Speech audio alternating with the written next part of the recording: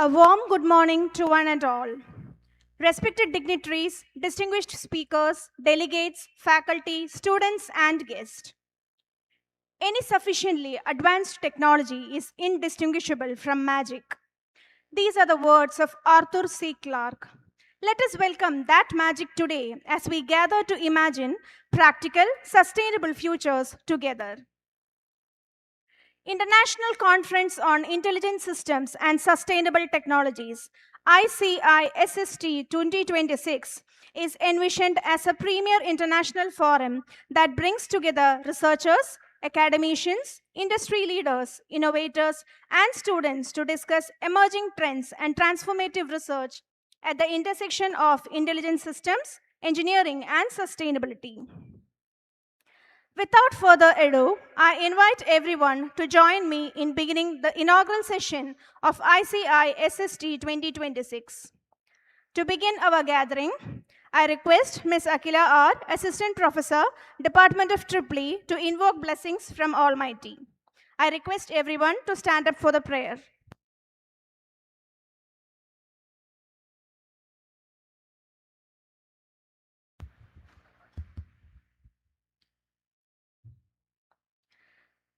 मैत्रीं भजत अखिलहृज्जेत्रीं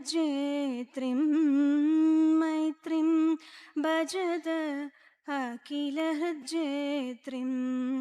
आत्मवदेव परानपि पश्यत आत्मवदेव परानपि पश्यत युक्तं त्यजत स्पर्धां त्यजत त्यजत परेषां क्रममां क्रमणं मैत्रीं भजत अखिलहृज्जेत्रीं मैत्रीं भजत अखिलहृज्जेत्रीम्.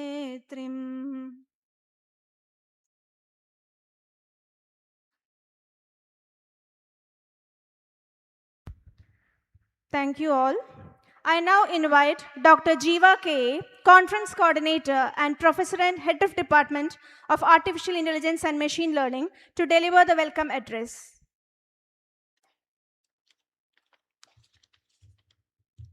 Thank you, Aguila. With immense pleasure and a deep sense of pride, I extend a warm welcome to each one of you to the International Conference on Intelligent Systems and Sustainable Technologies, abbreviated as ICISST 2026, being hosted by the Academy of Science and Technology on 26th and 27th of June 2026. Respected dignitaries on the dais, off the dais, invited guests, keynote speakers, authors of the papers that are going to be presented here in various presentation schedules, my colleagues and dear students who join with us today, good morning to all. Today, we gather in a time where world is witnessing an unprecedented technology transformation. Intelligent systems powered by artificial intelligence, machine learning, data science, quantum computing, and similar emerging technologies are reshaping the industries and the society that we live in. At the same time, sustainability has become a global imperative. ICISST 2026 has been conceived as a platform where these two powerful themes converge, fostering meaningful discussions, innovative research, and collaborative solutions for a better future. Now, it is my proud privilege to warmly welcome our esteemed chief guest of the day, Professor A. Sheshadri Shekhar, Director, Indian Institute of Technology, Palakkad. Sir, your distinguished contributions to the higher education, research, and academic leadership continue to inspire scientific community. We are deeply honored by your gracious presence and look forward to your inaugural address. Welcome, sir.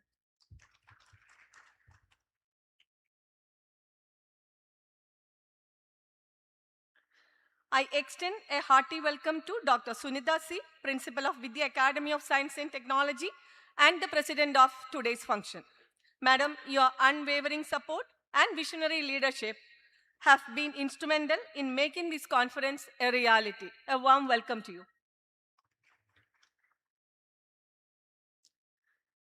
Let me extend a hearty welcome to Mr. Tilagan KK, Vice Chairman Vidya International Charitable Trust, to this inaugural function. The support extended by VICT in encouraging a research culture in Vidya is truly commendable. Welcome, sir. I respectfully welcome Dr. Shalij Pia, Academic Director of Vidya International Charitable Trust. Your encouragement towards academic excellence and research initiatives has been a source of strength for all of us. Welcome, sir.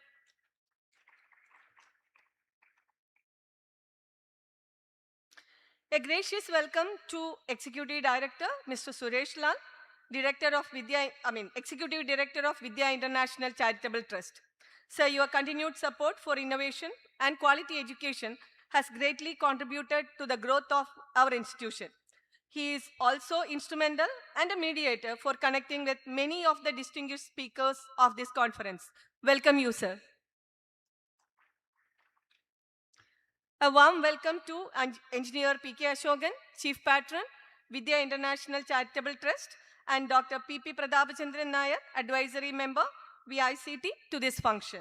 Your dedication and commitment to excellence has been always an inspiration to all of us. Welcome you, sirs. Now I take this opportunity to welcome our esteemed keynote speakers, Dr. Srikanth KJ, Research Scientist at Kuwait Institute of Scientific Research, Dr. Soman KP, Dean, School of Artificial Intelligence, Amrita Vishwavidyapeetham, Coimbatore, Dr. Krishna Mohan, School of Environmental Studies, KUSAT, Dr.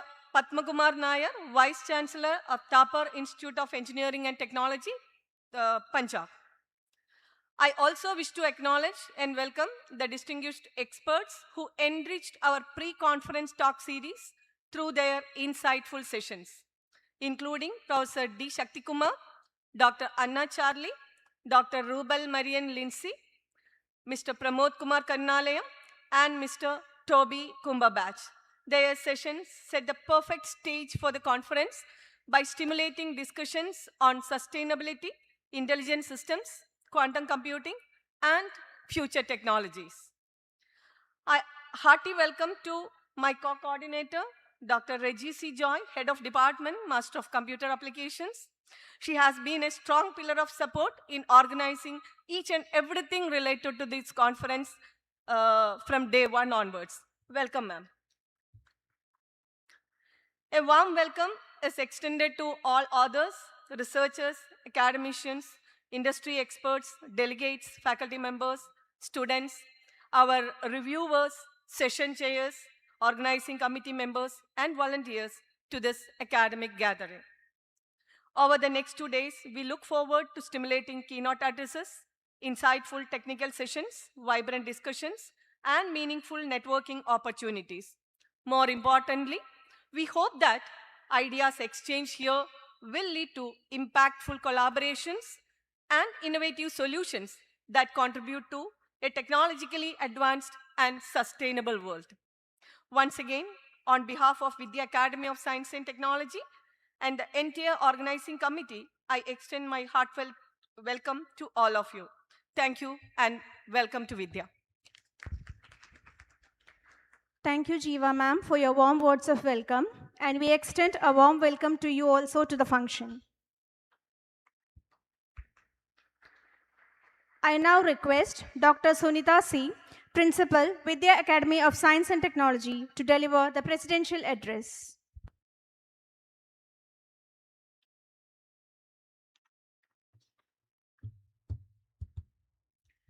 Respected Chief Guest, Professor Dr. A. Sheshadri Shekhar, distinguished keynote speakers, esteemed delegates, and other dignitaries on and off the dais, respected faculty members, researchers, students, and ladies and gentlemen, a very good morning to all of you. This day is a proud moment for the entire Vidya family, and on behalf of our management, faculty, students, and staff, Once again, I extend a warm and heartfelt welcome to each one of you to this international conference. And I would like to express our sincere gratitude to our esteemed chief guest, Professor Dr. A. Sheshadri Shekhar, for graciously accepting our invitation despite his busy schedule. Sir, your contributions to engineering education, research, and institutional development have inspired us. Your presence today is a great honor for all of us. Ladies and gentlemen, we are living in one of the most exciting periods in the history of engineering. Almost every day, we hear about a new breakthrough in artificial intelligence. Technologies that seemed futuristic a few years ago have now become part of our daily lives. At the same time, the world is facing pressing challenges related to climate change, sustainable energy, healthcare, food security, and responsible industrial growth. As engineers and academicians, we cannot look at these developments independently. Intelligence without sustainability cannot solve the problems of tomorrow. Likewise, sustainability today demands intelligent solutions. This simple thought became the inspiration behind this international conference. When we discussed organizing an international conference, we did not want it to be just another academic event. We wanted it to become a platform where ideas are exchanged, collaborations begin, and meaningful conversations take place that may eventually lead to technologies capable of making our society better. That is why the conference brings together four broad themes: artificial intelligence and machine learning, sustainable technologies, modeling and simulation, and automation and control systems. Though they appear to be different domains, they all converge towards one common objective: creating technologies that improve lives while protecting our planet. This vision is closely connected with the journey of Vidya Academy of Science and Technology.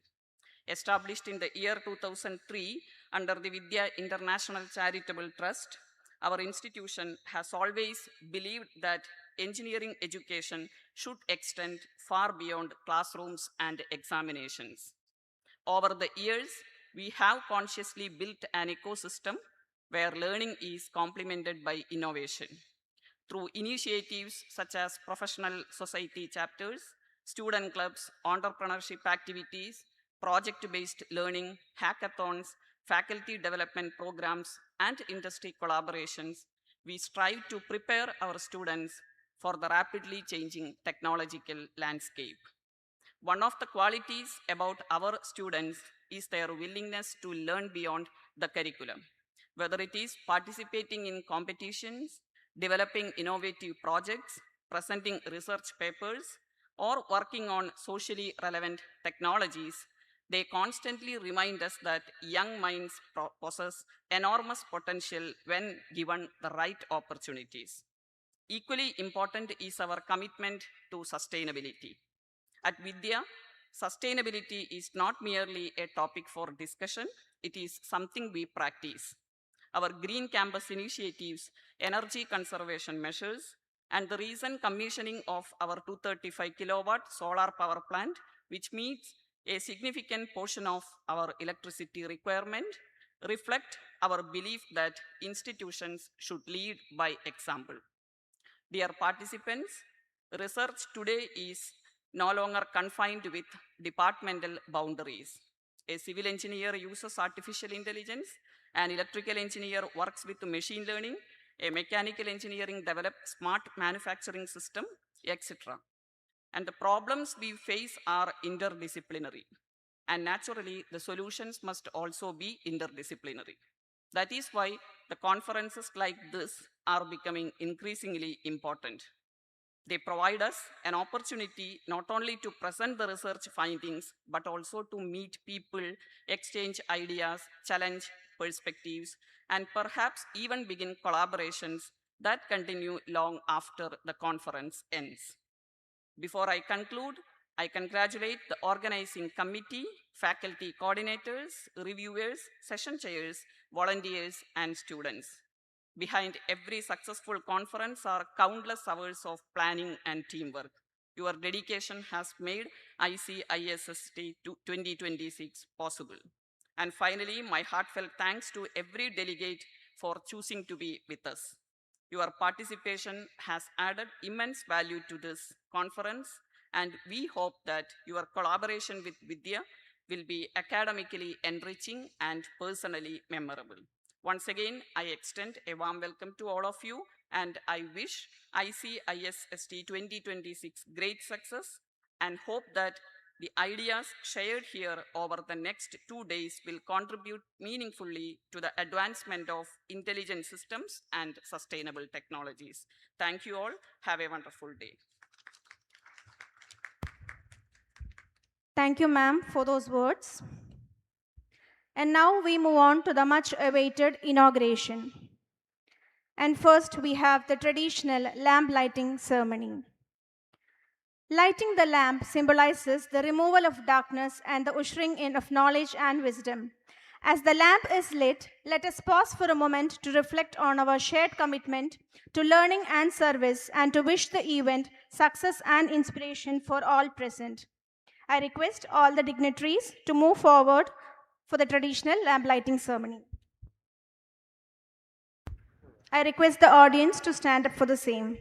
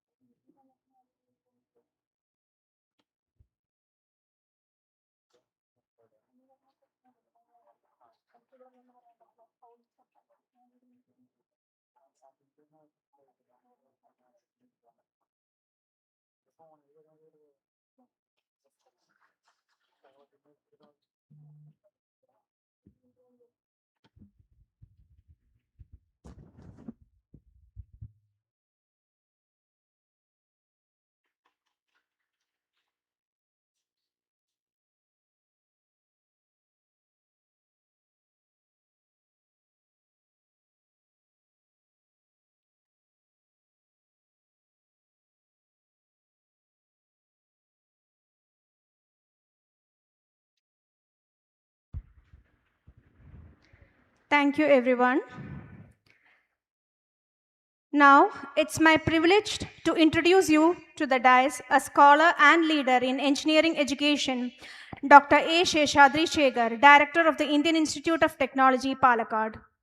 Dr. Shekhar earned his Bachelor in Engineering in 1983 from the College of Engineering, Ardhra University, ME in 1988 from IISc Bangalore, and PhD in 1993 from IIT Madras. He began his academic career at IIT Kharagpur in 1993, became professor in 2003, and served on the faculty of IIT Madras from 2006, including as head of the Department of Mechanical Engineering and the professor in charge of the Central Workshop. He received the AICTE Career Award for Young Teachers in 1998, was an Alexander von Humboldt Research Fellow at TU Darmstadt in 2002, and has authored over 219 technical papers, 3 patents, and the book Dynamic Analysis of Rotating Systems and Applications. A noted expert in rotor dynamics, condition monitoring, and vibrations, he has guided 17 PhD students and serves on national standards and editorial bodies. He has also featured in all 6 editions so far of Stanford's top 2% scientist list. Join me in please welcoming Dr. A.S. Shekhar to deliver the inaugural address. Sir, please.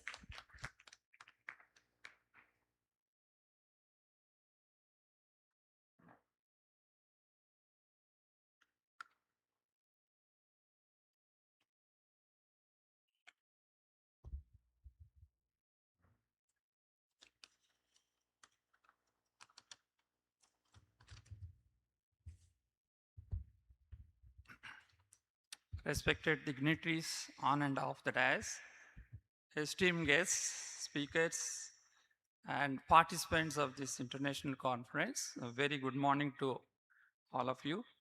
It's my pleasure to be here today. I thank the management and organizing committee of Vidya Academy of Science and Technology, VAST, for inviting me to this very important and timely conference on intelligent systems and sustainable technologies, ICISST 2026. Well, we all know that currently AI, sustainability, and renewable energy, these are three buzzwords. I think they are not just buzzwords, much more than that. In my opinion, there are three concepts which are deeply interconnected and dominate the entire discussions of the global now.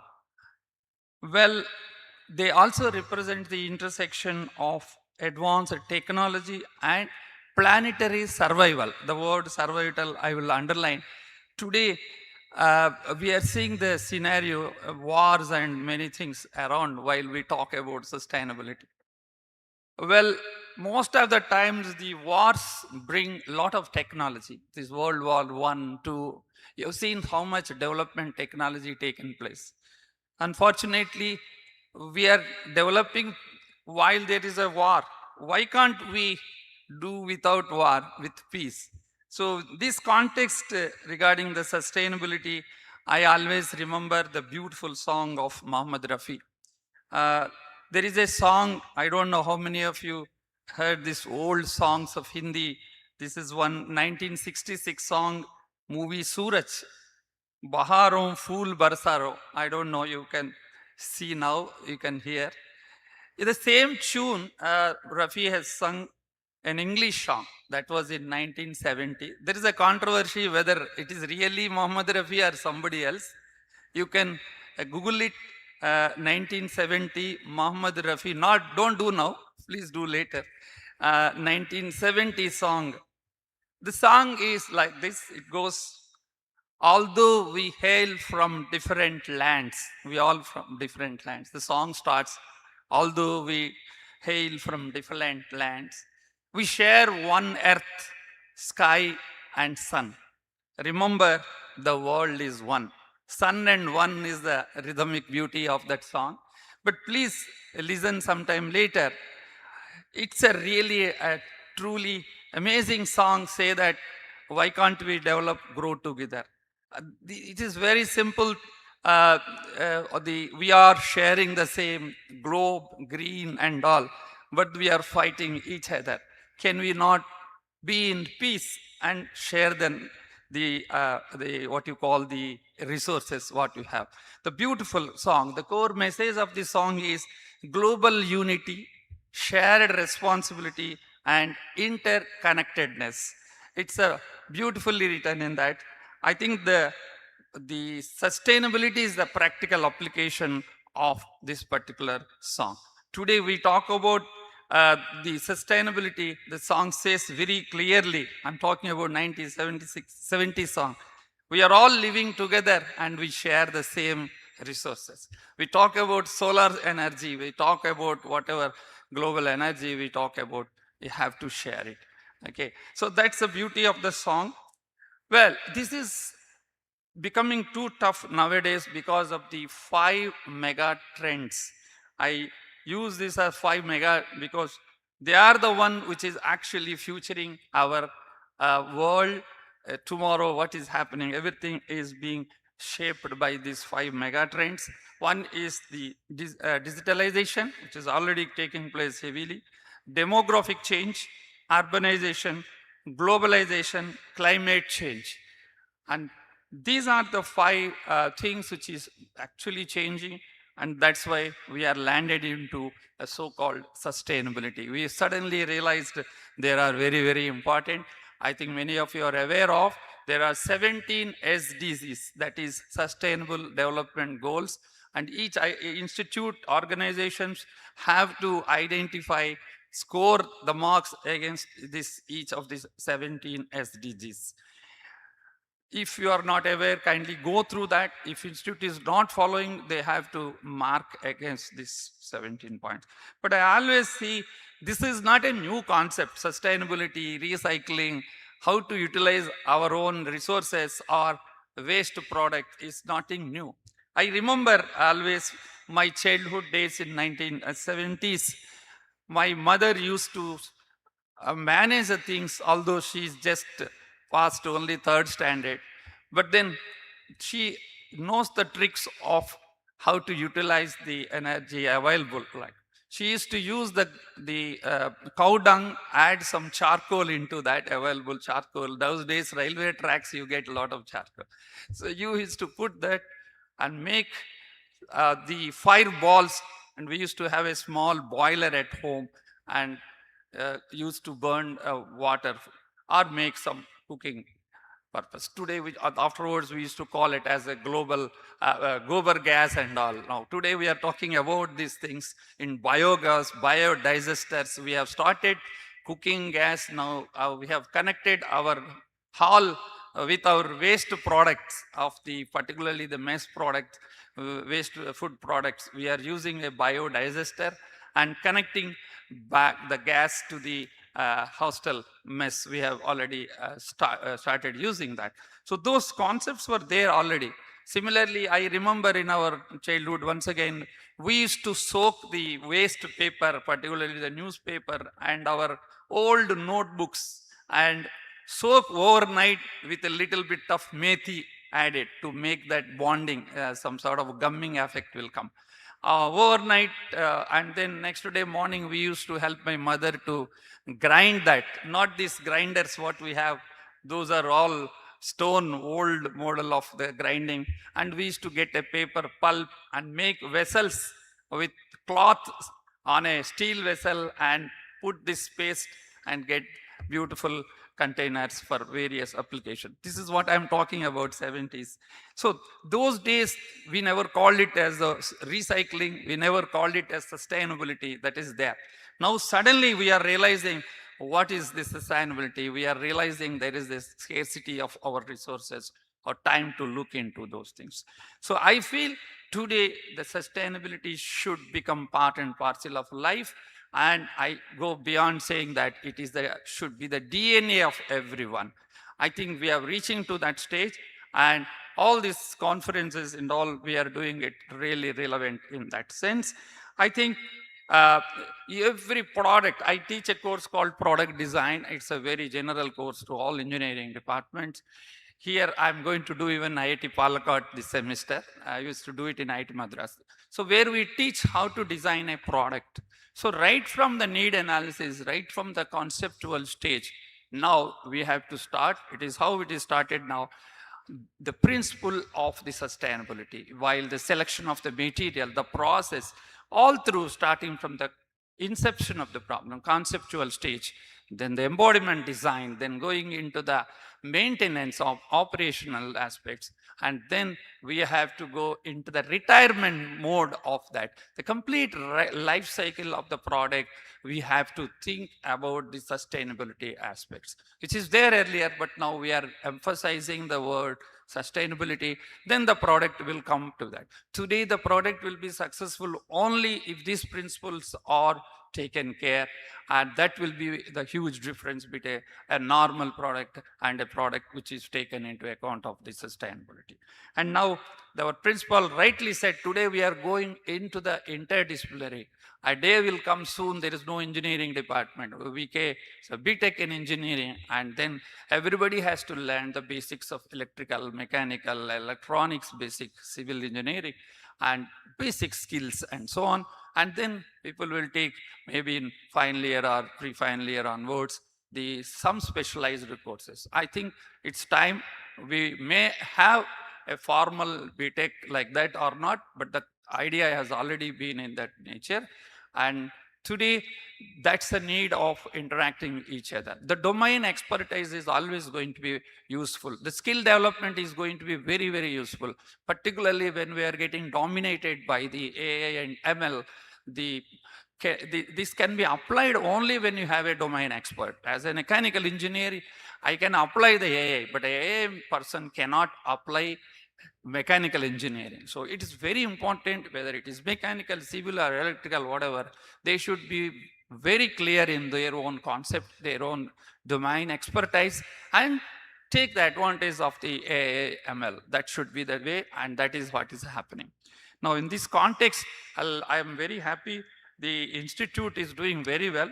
Your Vidya Academy of Science and Technology, vast, and the word vast, it's really, I'm very happy. Over the years, I think your institute has vastly developed in all the aspects, and I'm very happy and noted that it is one of the strong leading institutions of Kerala, and through its commitment to academic excellence and research, innovation, and value-based education.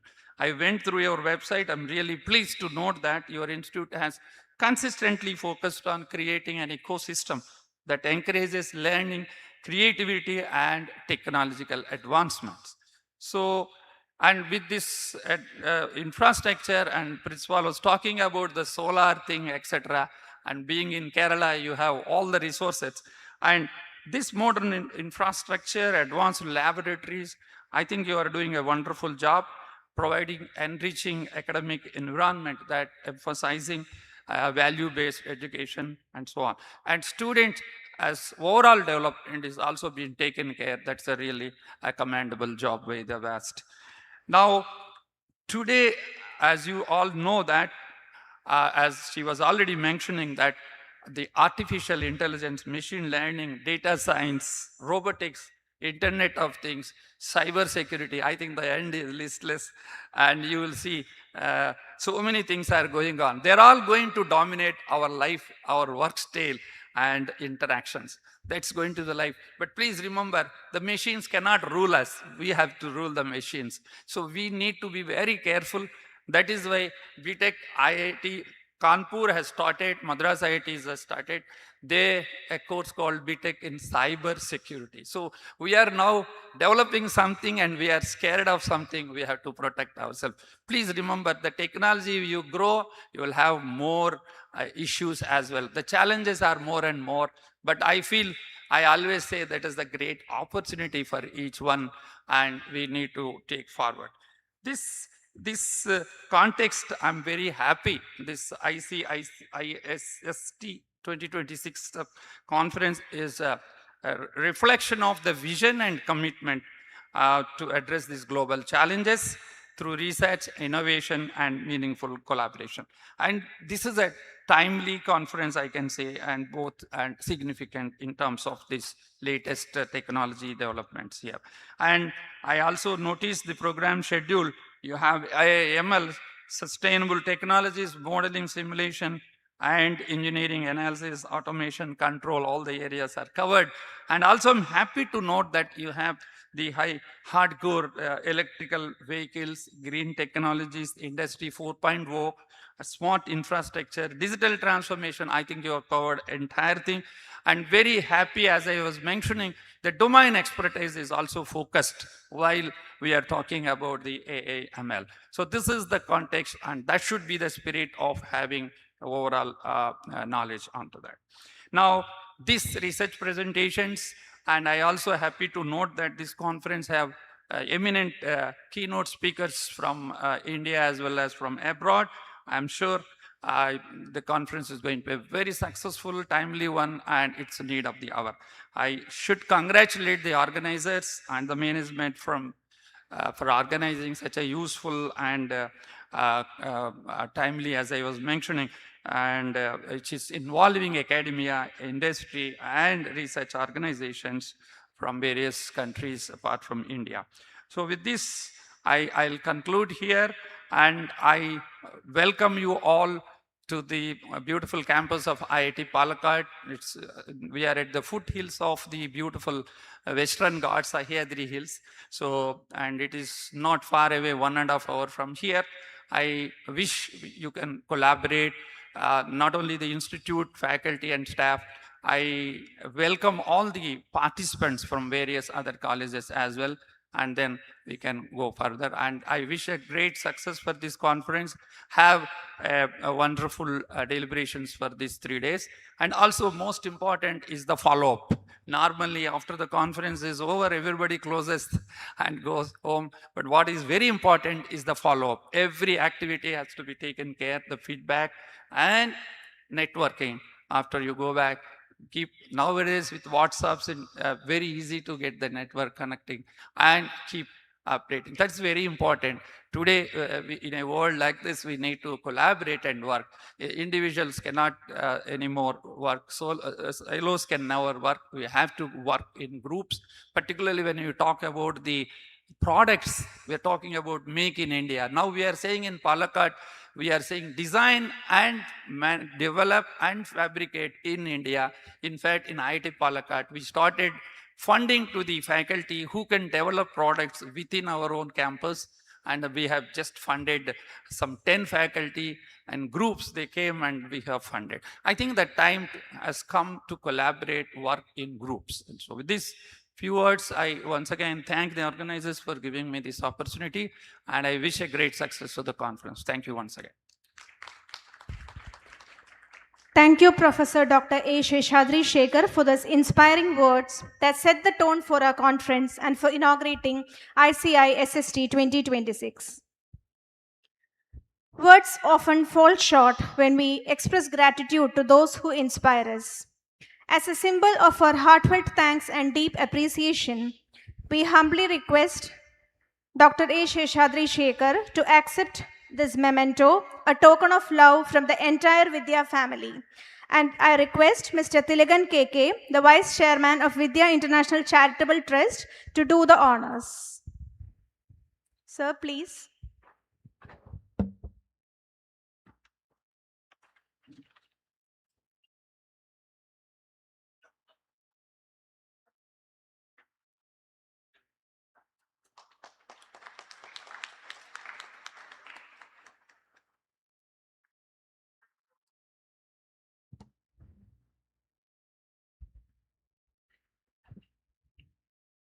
Thank you, sirs. I now invite Mr. Tilagan KK, Vidya International Charitable Trust Vice Chairman, to address us on this occasion.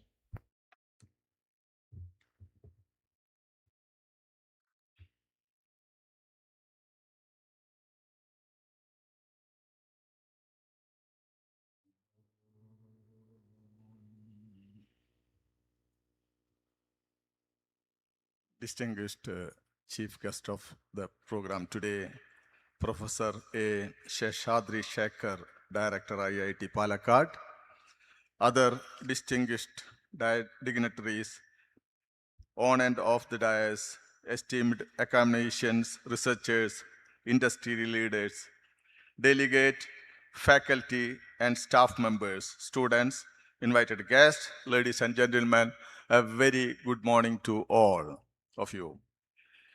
It is with great pride and immense pleasure that I stand before you today as a member of the Vidya International Charitable Trust to welcome you to the International Conference on Intelligence Systems and Sustainable Technologies, ICISST 2026. This conference is being held at a time when the world is witnessing unprecedented technological transformation. Artificial intelligence, intelligent system, automation, and sustainable technologies are no longer futuristic concepts. They have become powerful forces shaping the way we live, work, learn, and address global challenges.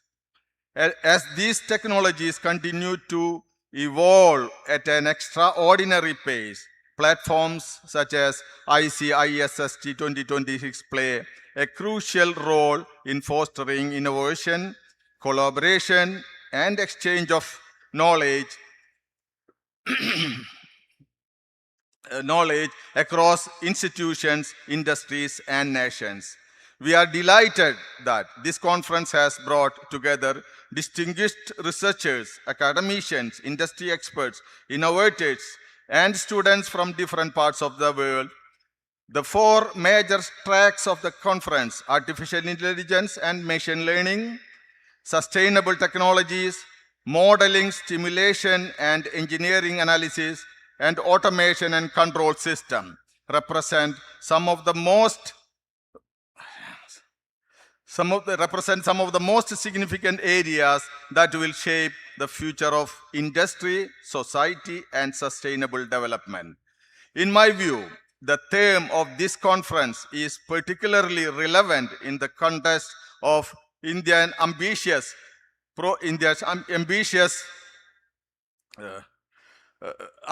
growth journey.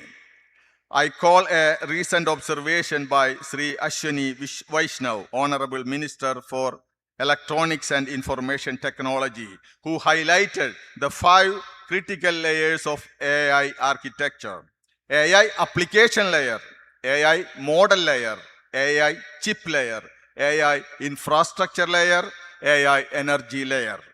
He emphasized that India is making significant progress across each of these layers and is steadily positioning itself among the global leaders in AI adoption and penetration, AI preparedness, AI talent and skill development.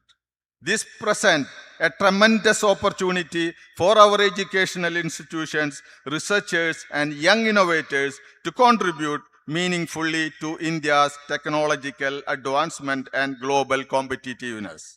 At Vidya, we firmly believe that educational institutions must serve as center of innovation, research excellence, and societal transformation. Conferences such as ICISST provide invaluable opportunities for researchers and students to present their work, learn from experts, build collaborations, and develop solutions to real world challenges. I take this opportunity to congratulate the organizing committee, faculty members, researchers, sponsors, and whose dedication and hard work have made this international event possible. I am confident that discussion, presentations, and interactions over the course of this conference will generate new ideas, inspire future research, and strengthen partnerships between academia, industry, and society. As we inaugurate ICISST 2026, let us reaffirm our commitment to harnessing technology not only for the innovation and economic growth, but also for building a more sustainable, inclusive, and responsible future for generation to come. I wish ICISST 2026 every success and all participants a highly productive, enriching, and memorable experience. Thank you and Jai Hind. Thank you, sir, for your motivating words. We will now move on to felicitations, and I first invite Dr. Shalij PR, Academic Director, Vidya International Charitable Trust, to address the audience.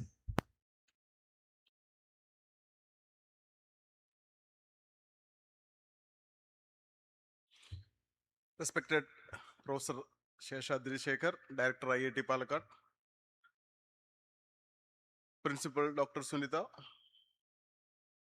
Executive Director Suresh Lal, Dr. Jeeva and Dr. Reggie, the coordinators of the conference,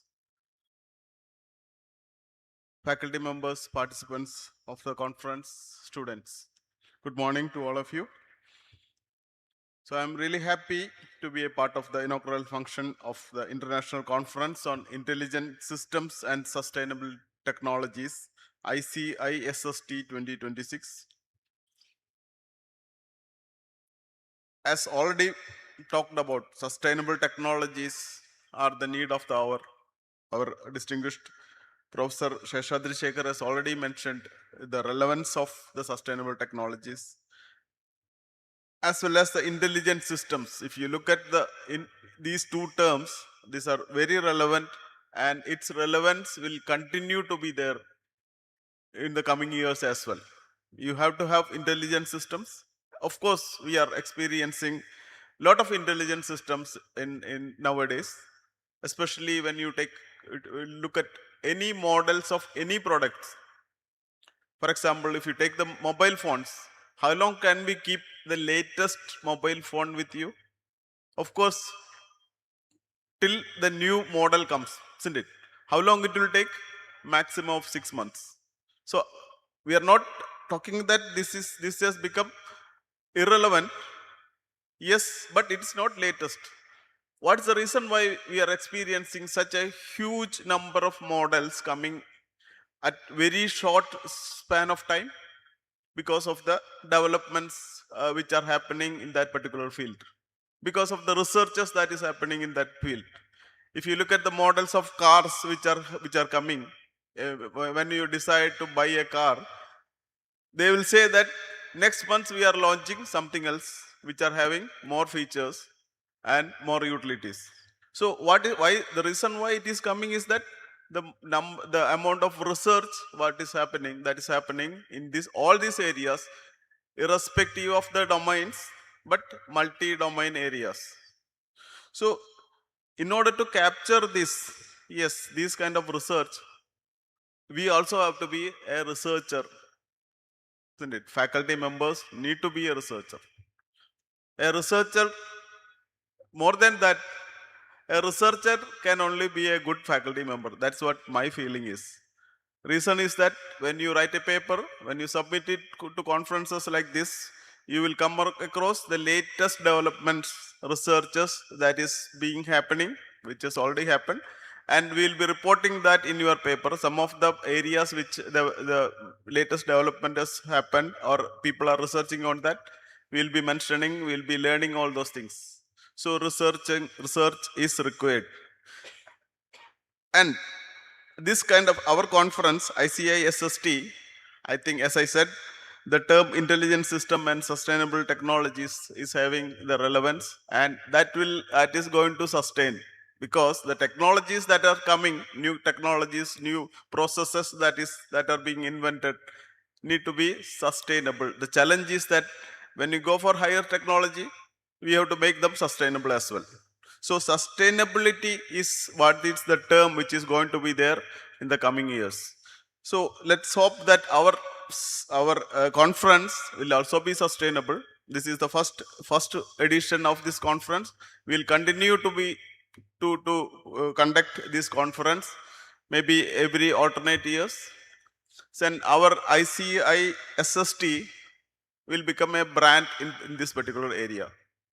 So with these words, I congratulate both the coordinators, Dr. Jiva, Dr. Reggie, for initiating, for starting this process. It was a very difficult journey. This organizing a conference is not that simple. We'll have to start from very early, maybe 9 months before, prior to today.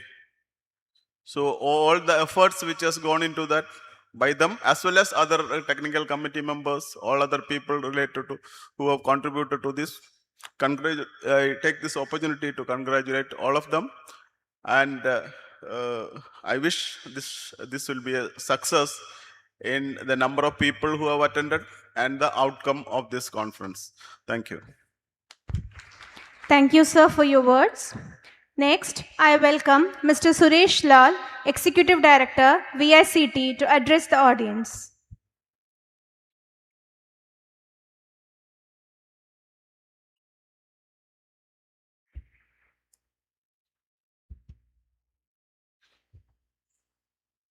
Distinguished dignitaries, eminent researchers, academicians, industry experts, and my dear Vidya family members. On behalf of Vidya International Charitable Trust, I would like to welcome you to the International Conference on Intelligent Systems and Sustainable Technologies, ICISST 2026. The theme of this conference is highly relevant in today's world, where technological advancement and sustainability must go hand in hand. Intelligent systems powered by artificial intelligence, machine learning, data analytics, and automation are transforming every aspect of our lives. All this, at the same time, global challenges of climate change, energy security, resource conservation, and sustainable development demand innovative and responsible technological solutions. ICISST 2026 provides a valuable platform for researchers, academicians, industry professionals, and students to exchange ideas, present cutting-edge research, and foster meaningful collaborations. Such interactions play a crucial role in advancing knowledge and developing technologies that can positively impact society. I congratulate the organizers for their vision and dedication in bringing together experts from diverse disciplines under a common goal of creating a smarter and more sustainable future. I am confident that the deliberations and discussions during these conferences will generate new insights, inspire innovations, and strengthen research partnerships. I extend my heartfelt felicitations to the organizers, speakers, authors, and participants, and wish ICISST 2026 every success. Thank you.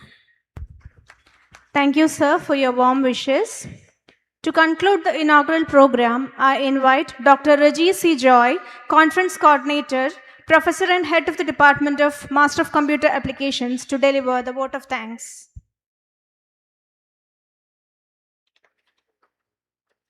Thank you, Akila. Respected Chief Guest, Professor A. Sheshadri Shekhar, Director, IIT Palakkad, Dr. Sunitha C., Principal, Mr. Tilagan KK, Vice Chairman, VICT, Dr. Shalij PR, Academic Director, VICT, Mr. Suresh Lal, Executive Director, VICT, distinguished delegates, speakers, faculty members, students, and all dear participants, good morning all. It is my indeed privilege to propose the vote of thanks today on behalf of the organizing committee of ICISST 2026. First and foremost, I would like to express my heartfelt gratitude to our esteemed chief guest, Professor A. Sheshadri Shekhar, for inaugurating this conference and delivering his inspiring inaugural address. Thank you, sir. Your valuable insights on emerging technologies, innovation, and sustainable development have set an excellent tone for the conference and will surely motivate all the participants. I extend my sincere thanks to our respected principal, Dr. Sunidasi, for presiding over this function and for her constant encouragement, leadership, and support in making this conference a great reality. Thank you, ma'am. I gratefully acknowledge Mr. Tilagan KK, Vice Chairman, VICT, for his special address and for his continued support and towards promoting academic excellence and research initiatives in Vidya. Thank you, sir. I would also like to thank Engineer P.K. Ashokan, Chief Patron, VICT, for his presence and gracing this function. Thank you, sir. My sincere appreciations goes to Dr. Shalij Pia, Academic Director, VICT, Mr. Suresh Lal, Executive Director, VICT, for their valuable felicitation messages and constant guidance and encouragement. Thank you, sir. I would also like to thank all the eminent speakers, researchers, industry experts, and delegates from various institutions and organizations who have joined this conference, and your participation enriches this conference. Thank you all. A special word of appreciation is due to my conference coordinator, Dr. Jeeva K.A., organizing members, faculty coordinators, student volunteers, supporting staff, especially our IT team from day one of the pre-conference talk series, whose tireless efforts, dedication, and meticulous planning have made this event possible. Thank you all. I also thank all faculty members, students, and participants, also the well-wishers for their wholehearted cooperation and support. With these words, I would like to thank you all once again. Wish you all a productive and enriching day. Thank you.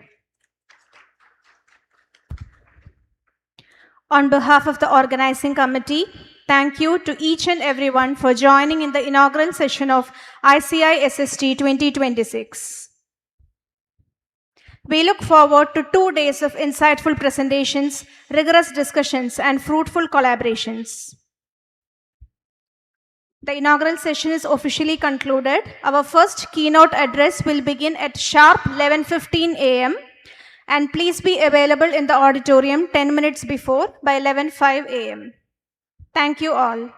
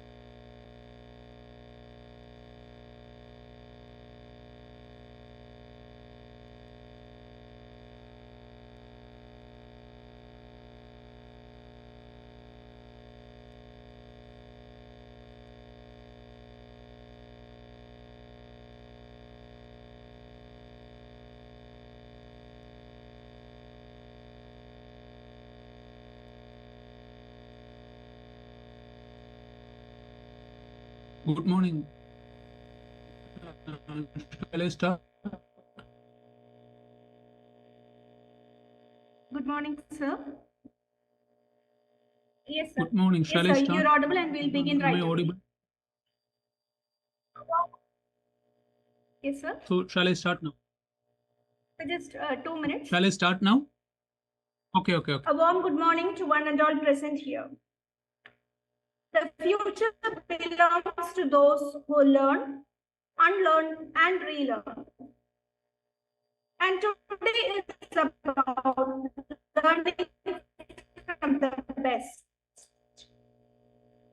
We have keynote speakers who are not just eminent resource persons, but thought leaders who have shaped the very ideas we'll be discussing. ICISST 2026, we have with us Dr. Srikanth KJ, research scientist from Kuwait Institute for Scientific Research, Kuwait.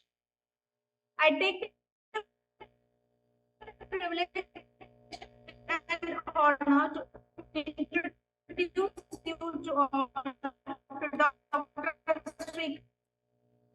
Dr. Srikanth is currently a research scientist at the Kuwait Institute for Scientific Research.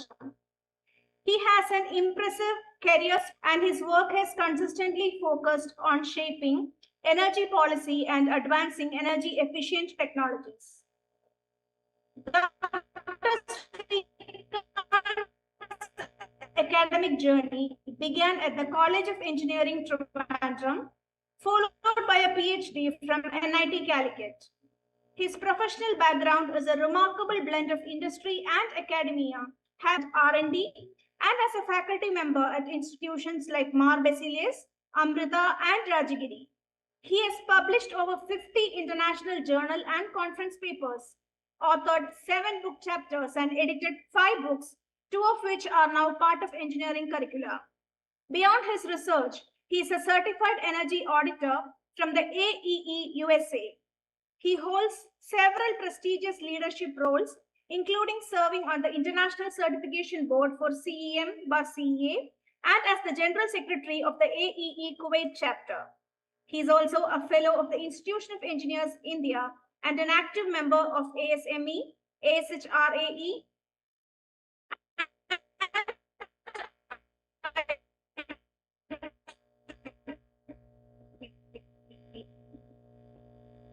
currently he serves as the chief for the ASME Environmental Systems Division. You're honored to have you with us here and please on decision. Thank you. Yes, Am sir, I you're audible? audible. Introduction. My session is connecting SDGs to sustainable research in engineering. Now I shared the first slide, the title slide. Is it visible? Yes, sir, the title slide. Okay, thank you. So my session today is connecting SDGs, Sustainable Development Goals, to sustainability research. Other participants here, most of you are researchers, college professors, engineers, and all. So in that aspect, let me begin with a simple question or simple thought. Since it is online platform, even though we cannot directly interact each other, the question is, every day, somewhere in the world, I am asking this because in the inaugural session, I heard IIT Palakkad Professor, Director, Dr. Seshadri was explaining about the effect of engineering. So, every day, somewhere in the world, an engineer is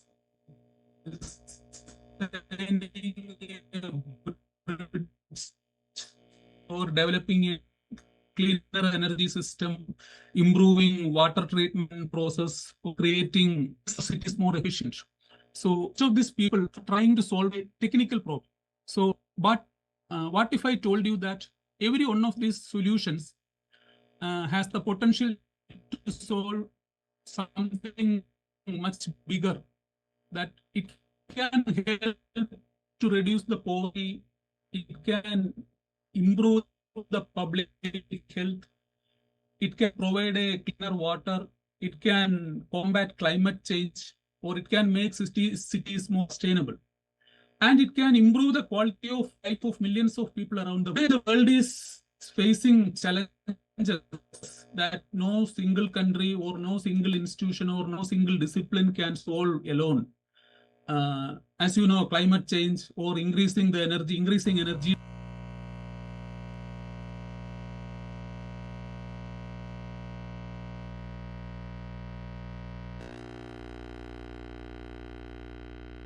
sustainable, resilient, and benefit to the society. So the United Nations back in 2015 gave the world 17 goals called the Sustainable Development Goals, or hereafter I will say SDGs. So the goals like clean water for everyone, affordable clean energy, sustainable cities, and climate action. So these are not just political slogans. So they are specific, measurable targets that the world has agreed to achieve by 2030. And here is the thing. Almost every single one of these goals cannot be achieved without engineering. That is, without people in this hall. The problem is that many of us already doing research, whether it is college professor or in the real research institution, we are doing research that connects these goals. But we are not framing it in that way. We are not using the right language, at least some of us. We are not making that connection visible in our proposal or in our publication or in our projects or in our student projects. So this is exactly why the UN SDGs have become so important. They provide a common global language for solving humanity's greatest challenge. They help us ensure that the technologies we develop are not only technically excellent, but also socially valuable, environmentally responsible, and economically sustainable. So generally, we researchers often ask ourselves when we write a proposal, is my methodology sound? Is my work novel? Is there originality in the work? Can I publish this in Q1 or high impact journal? So along with that, I want to ask, or I want to import one more question. Will my research or will my project make a meaningful difference to the world? So when you sit down to write a research paper or a research proposal or a project proposal, what is the first thing that you think about? Most of us think about our methodology, our data, our results. So very rarely do we stop and ask, so what? What difference does this research actually make to the world outside our lab or outside our institution? So this is exactly what today's session is about, because ultimately the research should not only advance the knowledge, it should also create impact to the society. So during this session, we will explore how every engineering discipline, starting from civil, mechanical, electrical, computer, anything, or any other field, even science, naturally connect with the sustainable development goals. More importantly, we will discuss how you can transform your current research into SDG aligned research, develop stronger proposals and attract better funding opportunities, publish more impactful work, and contribute for solving the real world problems. So I hope each one of you will look at your own research differently, not just a journal paper or a project, but as a contribution toward building a more sustainable future for our community, our country, or our planet. So with that, I'm going to start. So now I changed the slide to the second one. Is it changing there?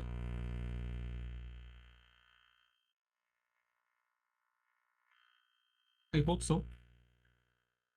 So I am working in Kuwait Institute for Scientific Research. Since I am talking about SDGs, today my SDG alignment is mostly on SDGs 7, 9, 11, and 13. That is clean energy innovation. We will see that in the future slides.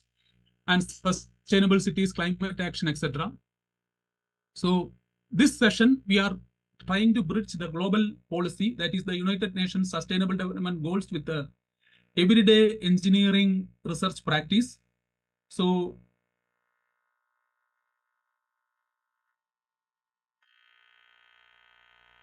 the session roadmap is section 1 to lay the conceptual foundation. Sections 3, 4 provide the translation tools. Section 5, 6 deliver the practical payoff in proposal writing and future strategy.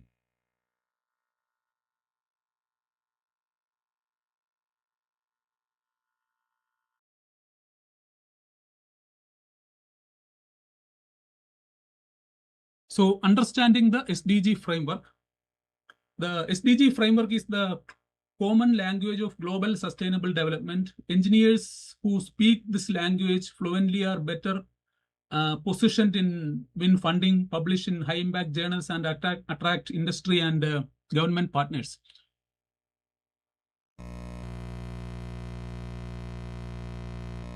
So what are the sustainable development goals? So here I am going to say a small historical context. The SDGs, that is the Sustainable Development Goals, they replaced the Millennium Development Goals in 2015 as part of the 2030 Agenda for Sustainable Development. The 193 United Nations member states signed on it. The 17 goals have 169 specific targets and 232 measurable indicators. So that makes them the most comprehensive, measurable global framework ever created. So as participants, you know which of these 17 SDGs is most relevant to your research. So that you can personalize this context or the content. So not that the SDGs were designed to be universal, so they apply to developed and developing nations alike.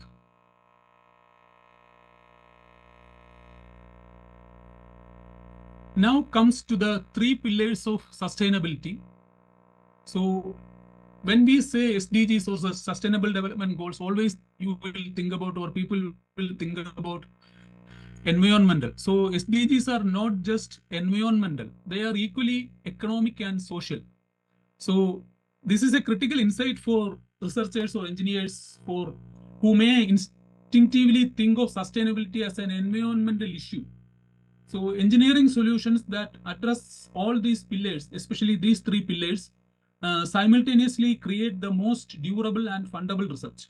So take the example of a solar microgrid. So it is environmental, that is, it is used for reducing the emission. It is social also, that is, it will be used for improving the health and education through reliable electricity.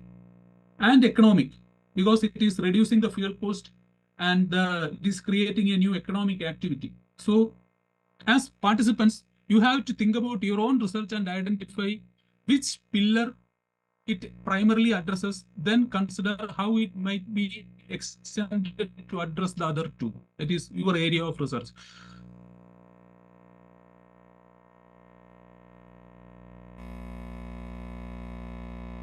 Next is the SDG targets, indicators, and engineering entry points.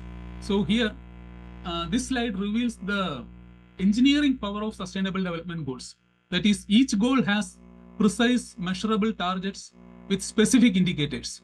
So these are in effect engineering specifications. For example, SDG 7.2, that is sustainably increase renewable energy share, is a direct specification for energy engineers. Similarly, SDG 6.1, universally safe drinking water access, it is specific for water engineers or environmental or civil engineers. So these indicators are the measure of success, and the gap between the current indicator values and 2030 targets defines the research opportunity. So engineers often don't know that each SDG has specific measurable targets and indicators. So this slide shows how these become the research specifications that guide engineering work.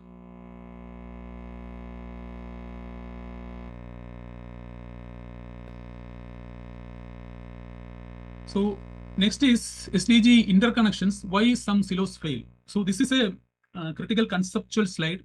So engineering projects routinely create unintended consequences across SDGs. So for example, a dam, which is used for electricity production, it is actually come under the SDG 7, which is energy. It can harm the aquatic life. Aquatic life is SDG 14. And also it can displace the communities, which will come under SDG 1 and 10. For another example, a biofuel program, which is again coming under SDG 7, this may compete with the food crop. So that is SDG 2. So the lesson is, you have to think about a holistic, interdisciplinary thinking, which is not optional. It's a professional obligation for every one of us. So recognizing the synergies open up multi-SDG research proposals that are more competitive. So these examples which I told just now, that is the aquatic culture and the dam, etc. So always you have to think about a holistic structure.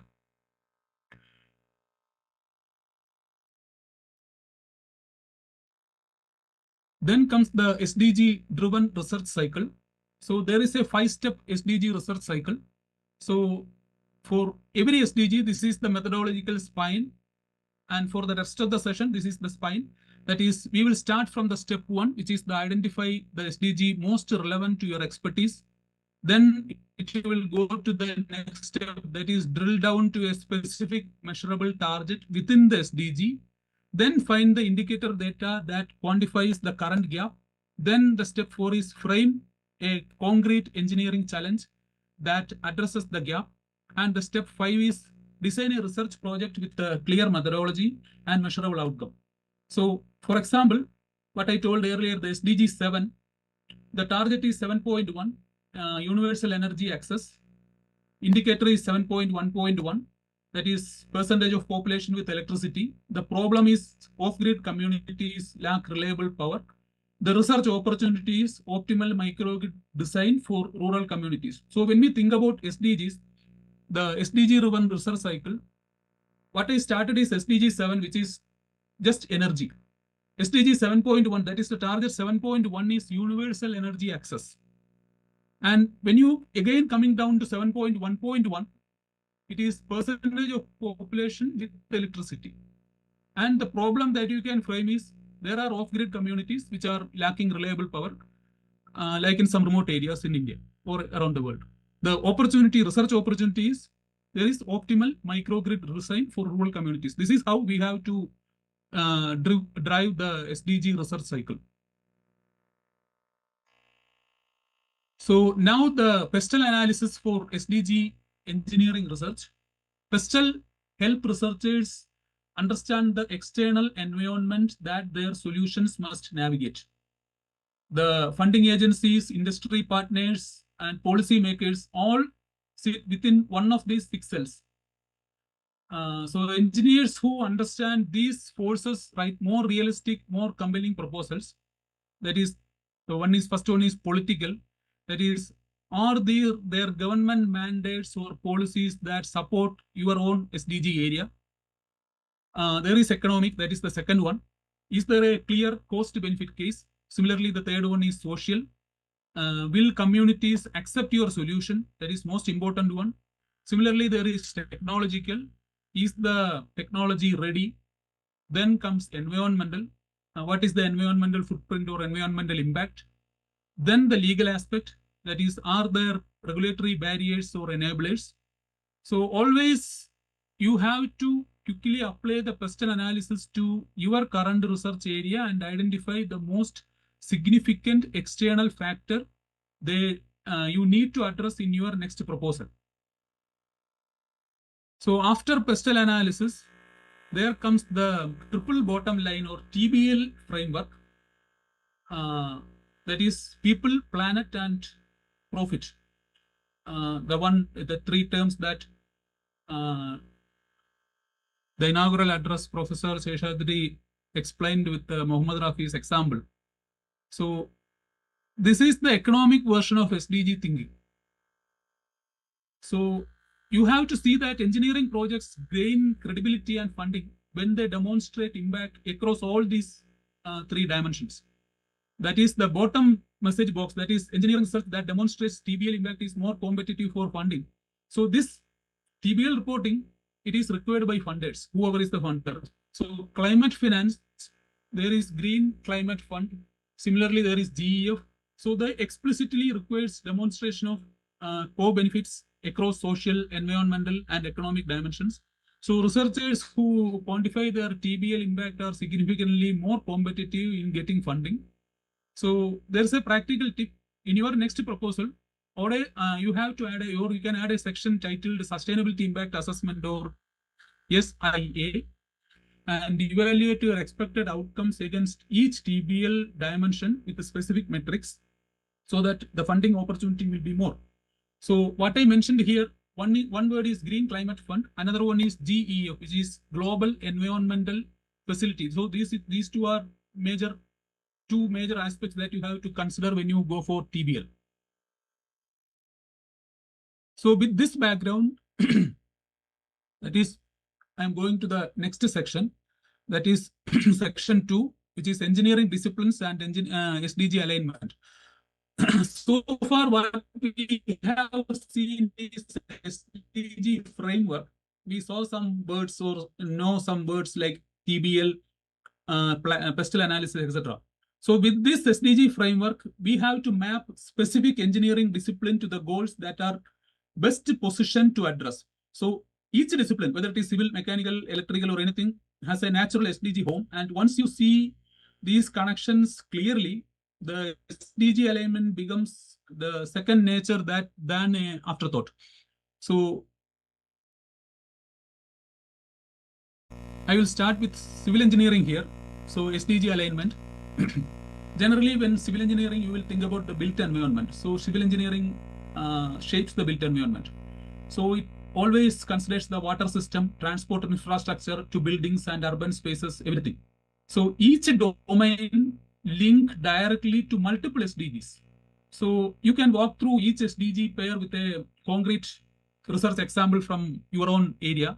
For example, SDG 11, which is sustainable cities, which is the most direct home for civil engineers. But there are SDG 6, 9, 12, 13, and 15, which are all active research territories. So if there are civil engineering faculties here, you can ask which of these, or you can think which of these 6 SDGs best matches your current research, which one offers the biggest opportunity gap in your context. So most of the civil engineers now around the globe are working on SDG relevant problems, but they may not have explicitly framed their work in SDG language. So when you think about a research proposal, the civil engineering people, you can think about clean water sanitation, which will come under SDG 6, industry innovation and infrastructure, SDG 9, responsible consumption, which is 12, sustainable cities, SDG 11, similarly climate action and life of land, which is SDG 13 and 15. So these SDGs can be directly connected to your research territories when you write a proposal. Next is mechanical engineering. So mechanical engineering drives innovation in energy systems, manufacturing, mobility, which are all critical levers for achieving the SDG.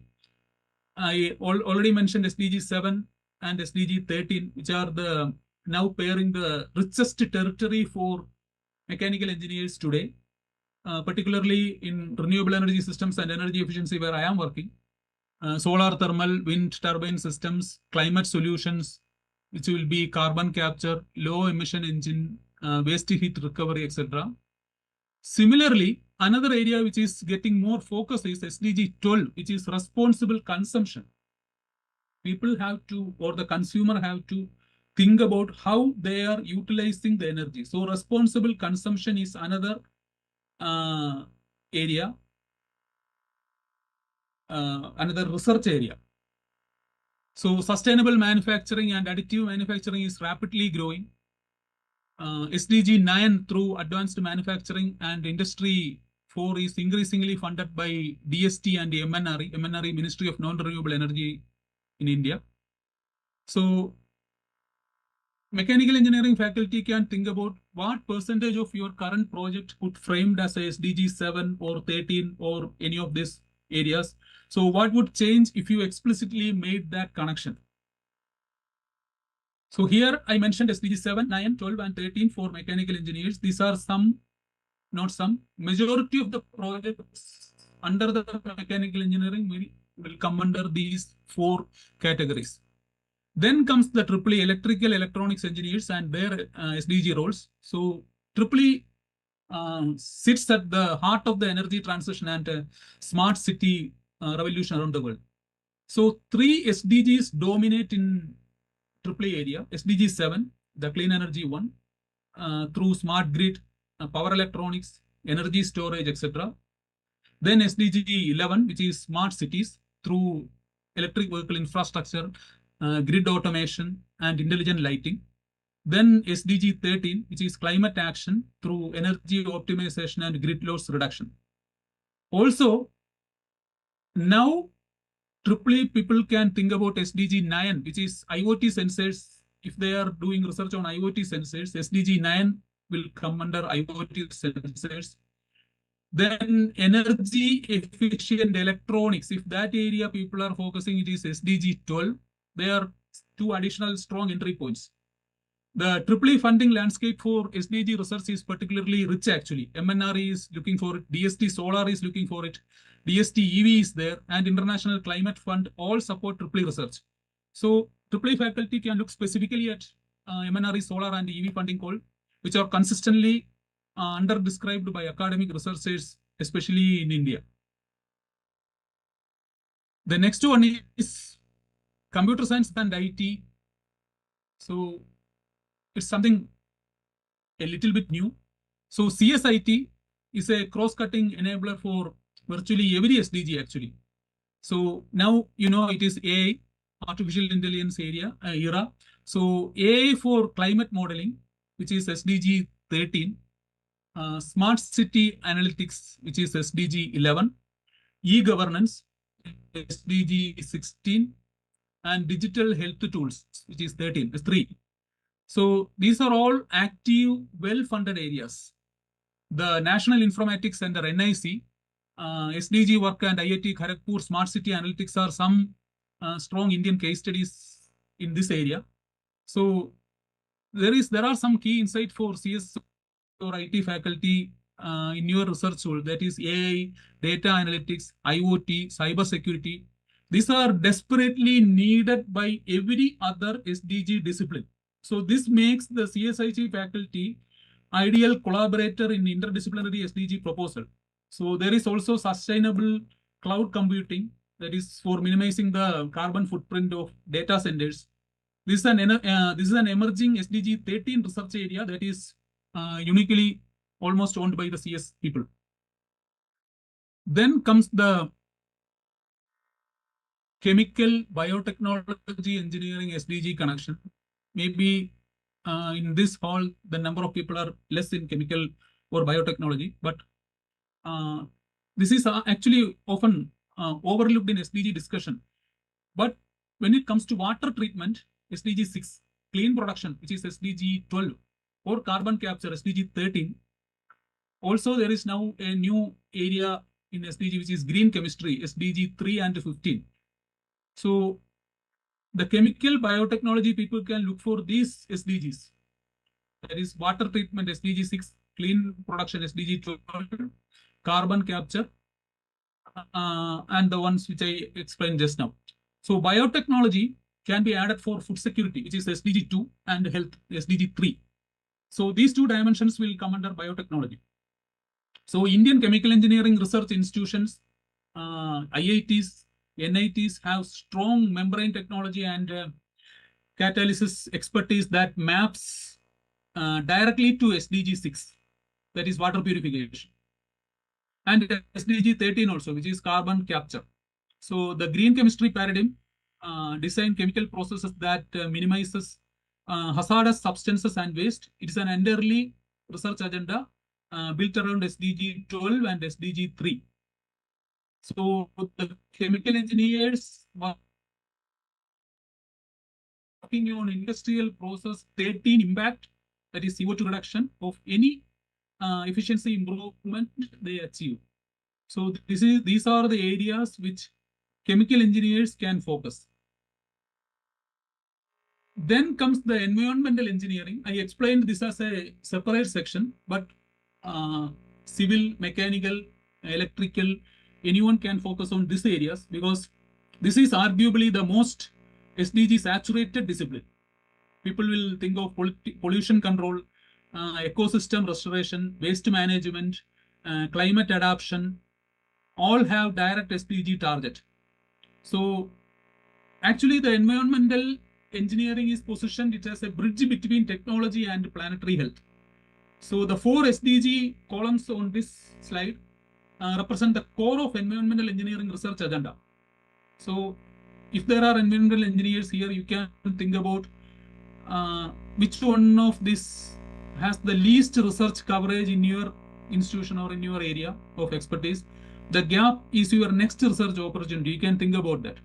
So particularly note SDG 14, that is life below water, that is marine pollution control and microplastic removal, are now rapidly growing research areas with significant funding opportunities from international environmental agencies. So these are the areas which different engineering streams and how the SDGs cover into those engineering streams. So now I am moving to section 3.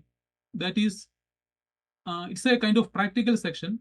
So a structured method to move from I care about, say, SDG 7 to I have a well-defined research problem addressing, say, grid instability in off-grid rural communities, like that, a well-structured research problem. So that is how the next section, section 3 is going. That is translating your SDGs into research problem.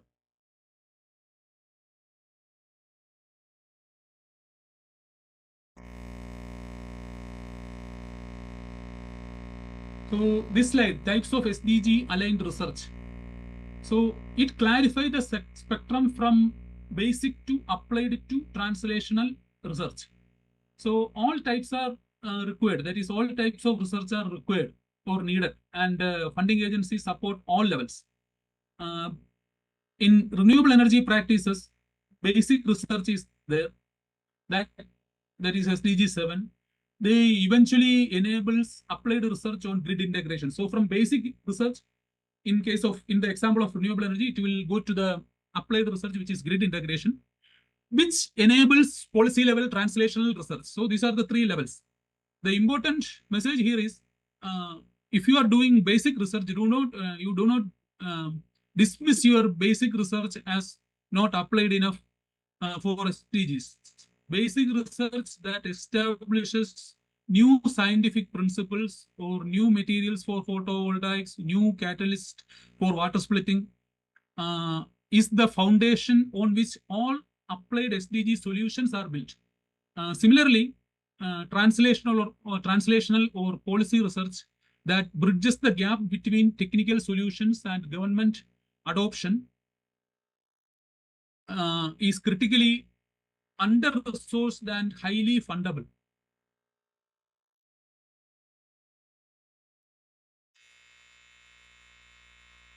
Now we will see the formulation or formulating SDG aligned research questions.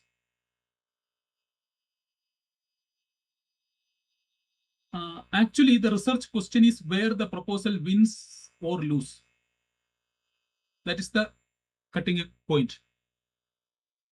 The 3 questions I put at the bottom of the slide, that is specific SDG target, measurable outcome, address a real gap. So they are the essential one. That is, when you write a proposal, you have to think, does it specify an SDG target? Second one is the outcome measurable? Third one, does it address a real gap? So you have to walk through the contrast between a vague question. For example, how can we improve the renewable energy? This is a vague question. You have to make it into a well-framed question. That is, a well-framed question names an SDG target. For example, in the case which I told now, which is SDG target here is 7.1 in case of energy. This specifies a context. For example, rural Kerala, which I framed here, and defines a scale, that is 500 to 2,000 people, and sets a measurable outcome, that is 80% or more than that diesel reduction. So how can we improve renewable energy is a vague question. From that, you can frame a very well specified measurable question like, what is the optimal configuration of a solar battery microgrid to provide 24/7 reliable electricity access to communities for 500 to 2,000 people in rural Kerala, reducing diesel dependency? So this is a well-framed question where you have specific SDG target, measurable outcome, and addresses a real gap.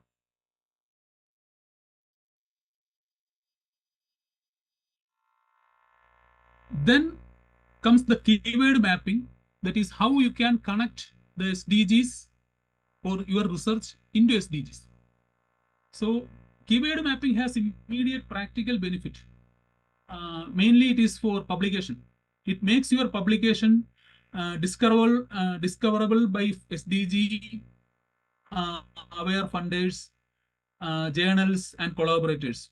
So there are 4 boxes you can see: your research domain, your SDG keyword to add, journal and database tag, funding agency, language.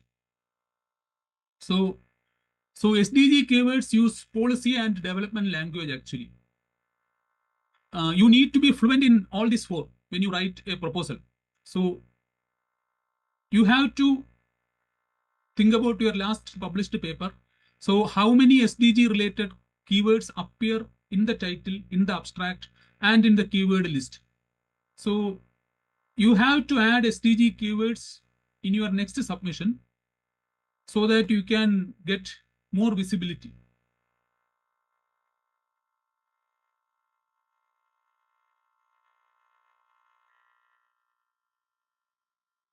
Then comes measuring the SDG research impact, which I told earlier.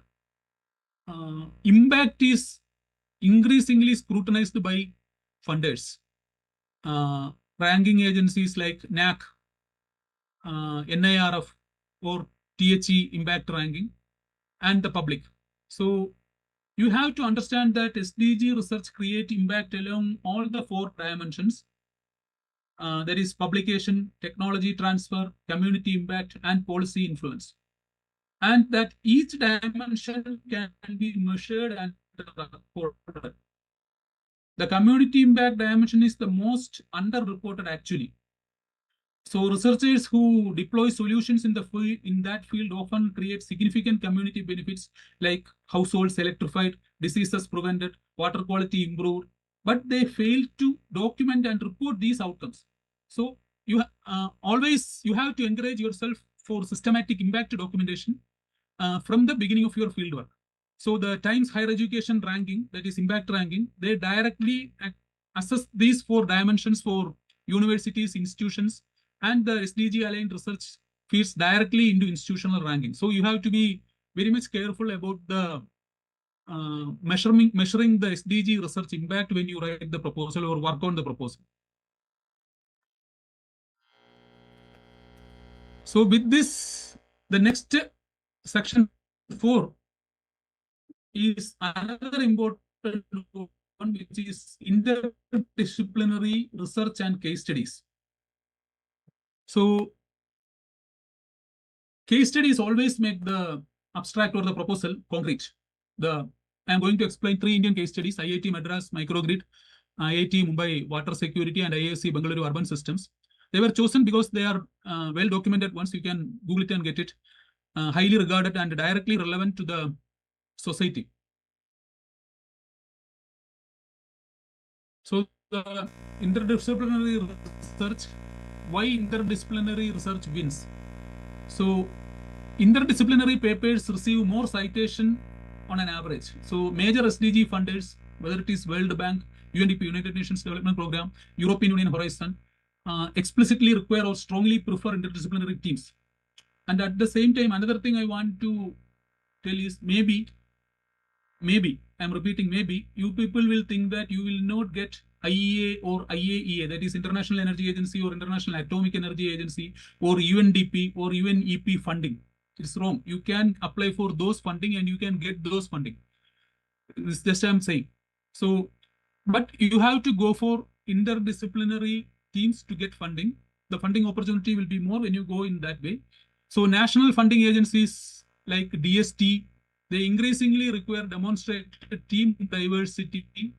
The 6 benefits shown are real and can be documented with the data from the literature. The most powerful argument here is the SDG challenges themselves are interdisciplinary.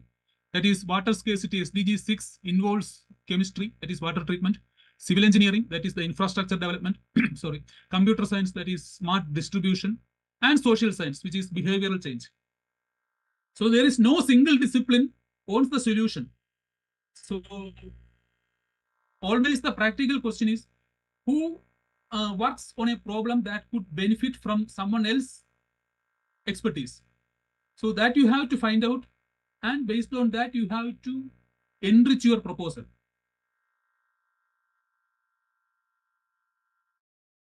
So this is the case study of IIT Madras, that is Rural Microgrid Research.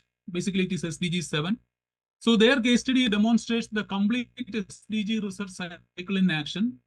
The problem is specific and quantified, that is off-grid rural electrification gap. Their team is genuinely interdisciplinary, that is EEE, CS, and social science people. The methodology is technically very rigorous and field tested. The outcomes span all impact dimensions: publication, pilot installation, policy input.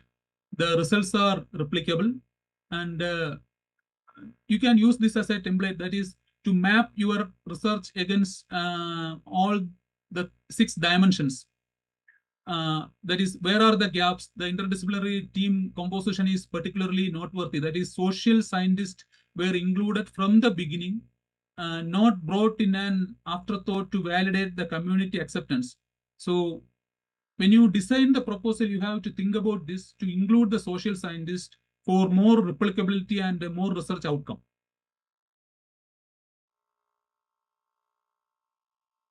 The IIT Bombay water security solution, which is SDG 6.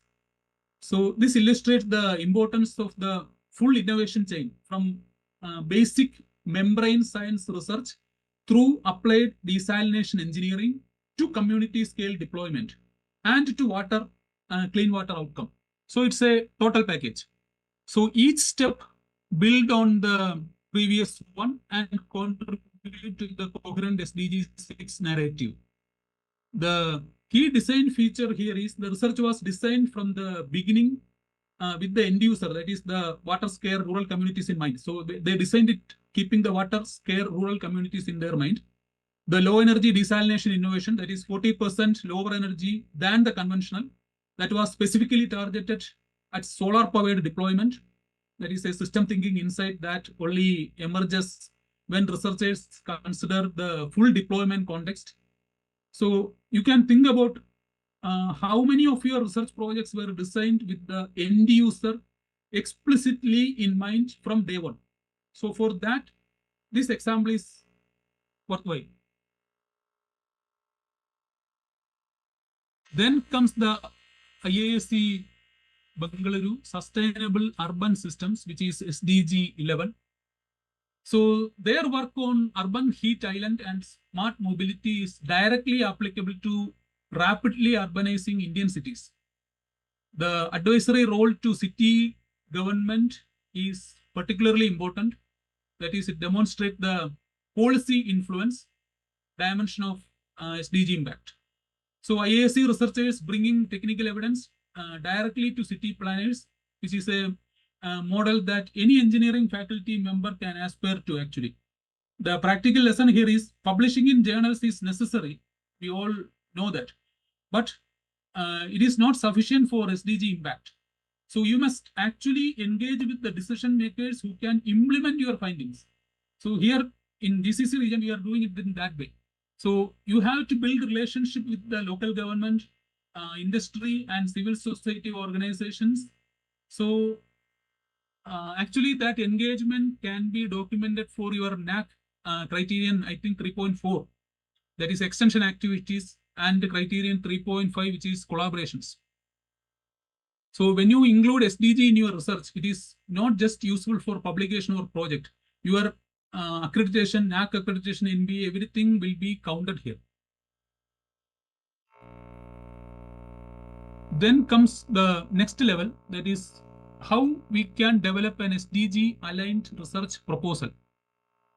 The most common barrier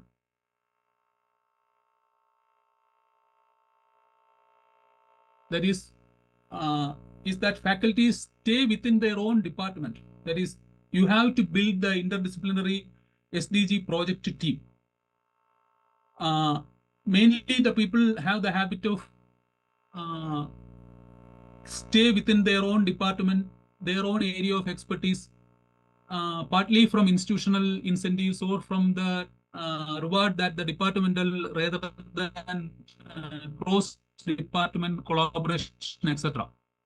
So the 5 department example at the bottom here given, this is a powerful one. Now it shows that a complete smart sustainable city research program which addresses SDGs 6, 7, 9, 11, 12, and 13 can be assembled from one department from each engineering discipline so that you can identify one potential collaborator from different department so and exchange ideas to build interdisciplinary SDG project team. So next is how to develop SDG aligned research proposal.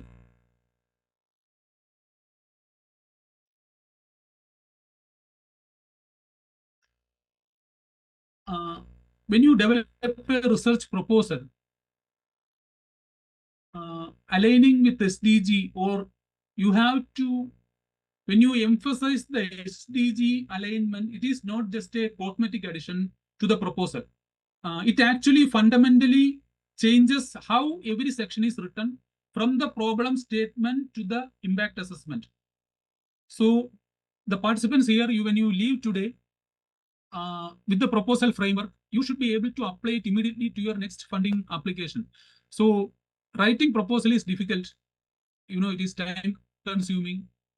But that SDG alignment actually makes proposal easier to write because it provides a clear, universally recognized framework for justifying your research. So there are 6 sections. Explain specifically how the SDG alignment strengthens it. So there is executive summary. Lead with the SDG headline. The research will contribute to, say, SDG 7.1, which is universal energy access. By demonstrating, you have to write the problem statement and use the SDG indicator data to quantify the gap. You have to write the research objectives. So map each objective to a specific SDG target. When you write the methodology, show how your approach addresses all 3 TBL pillars which I explained earlier, and your expected outcomes, how it quantify against the SDG indicators, impact and dissemination, that is the name journals, industry partners, and policy engagement pathways. So the key insight in this one is when you submit your proposal to the reviewer, there are 2 kinds of reviewers. If the reviewers are familiar with SDGs, they immediately understand the global significance of your work.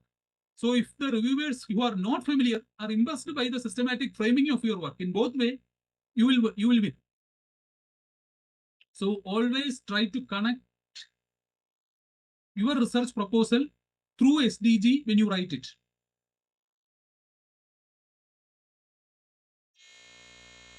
So this is crafting a compelling SDG problem statement. Like I told earlier, the problem statement is where most of the proposals win or lose. There should be a data gap consequence opportunity structure.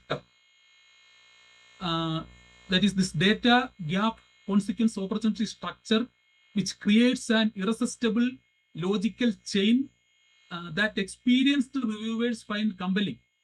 Data means you have to ground your problem in quantified SDG indicator data.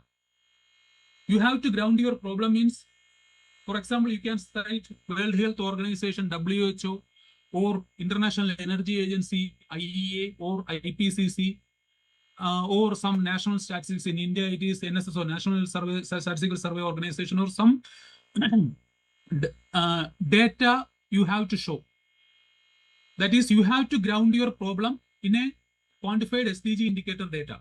So never use qualitative statements like energy poverty is a major problem. We all know energy poverty is a major problem. But instead of that, you say 733 million people lacks electricity access. This 733 million people means is this SDG 7.1.1. So you are connecting your question to the SDG. As per the WHO 2023 data, there are 733 million people who lacks the electricity access. So then comes the gap. So I told 4 points. One is data, one is gap, one is consequence, then opportunity. So first I explained the data. Then comes the gap. Gap means you have to calculate the arithmetic gap between the current status and the 2030 target. That is, make the reviewer feel the urgency. Then comes the consequence, the third point. That is the connect the gap to the human cost, or the health outcomes, or the economic poverty, or the educational discharge. So once you identify the gap, that is by calculating the arithmetic between the human cost and the health outcome, etc., you have to go for the consequence. That is, you have to connect the gap, that is this, to the human cost or the economic outcome or the economic discharge. The last one is the opportunity. That is, position your research as a specific intervention that addresses the root cause of the gap. So you have to walk through all these 4 steps when you craft a SDG problem statement.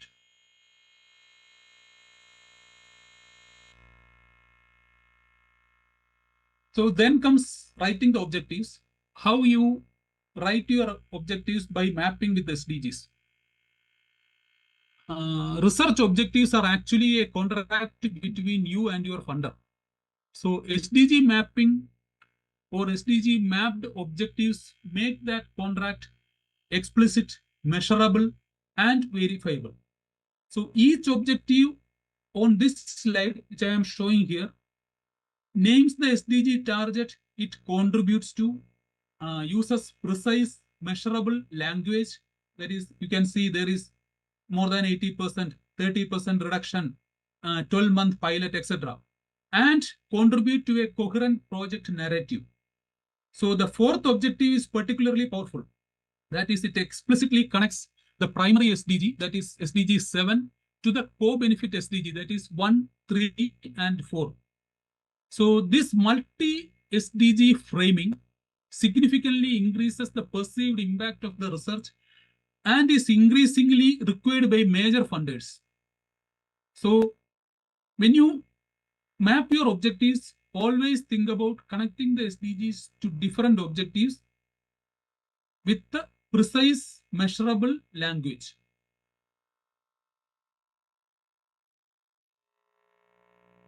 Then how you can write the methodology with a systematic approach to SDG research. The methodology section must demonstrate 3 things to your reviewers. One is the technical rigor. Second one is the feasibility and the systems thinking. So there is a 4-phase approach that we follow here. That is design and model, prototype and test, field deploy, analyze and scale. This is a proven structure for any SDG engineering research. So each phase builds on the previous and produces outputs that can be published independently. So providing multiple publication opportunities from a single project is there. That is, when you follow design and model, 1 step, prototype and test, 2nd one, field deploy, 3rd one, analyze and scale, 4th one. So each phase build on the previous and it can produce output so that your publication opportunities are more here. The field deploy phase is what distinguishes the SDG research from pure laboratory research, which is having a societal impact. That is, community consultation and co-design are not optional add-on, but it is a methodological requirement for research that claims SDG impact. IoT-based field monitoring creates a data trail that validates claims and generates data for future publications.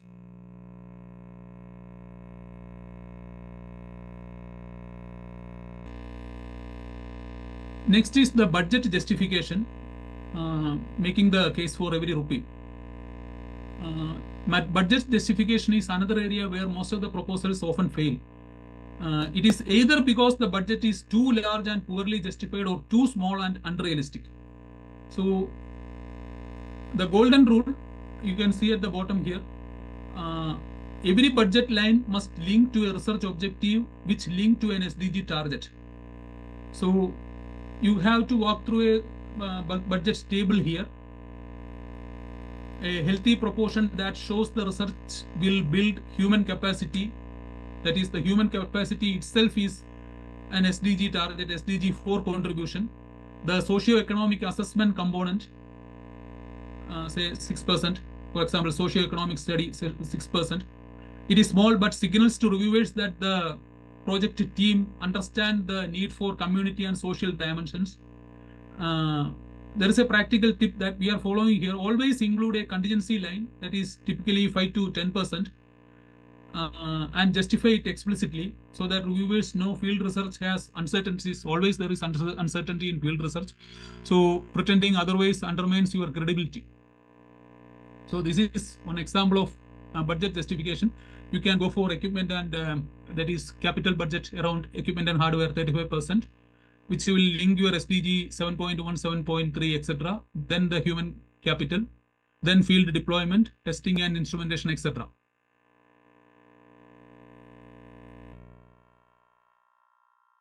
So aligning student projects with SDGs.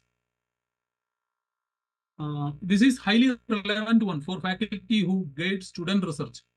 So it shows how the SDG alignment applied at every level, from undergraduate mini projects, which can span from 12 to 16 weeks, to a PhD dissertation, which will span from 3 to 5 years. So the pyramidal structure is important. That is, the UG projects fit into the PG dissertation, which will go to the faculty research, which will feed into the funding grant. So each level of the pyramid contributes to the next level, and each level can contribute to your NAC accreditation or NIR of funding or NIR of metrics, not NIR of funding, NIR of metrics.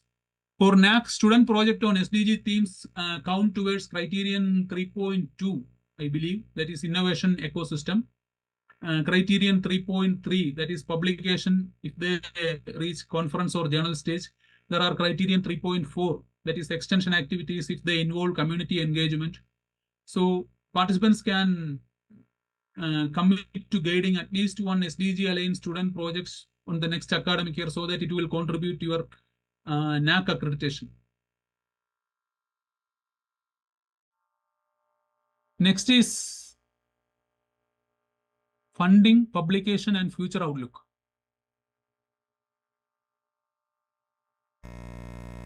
So SDG funding landscape, where to apply.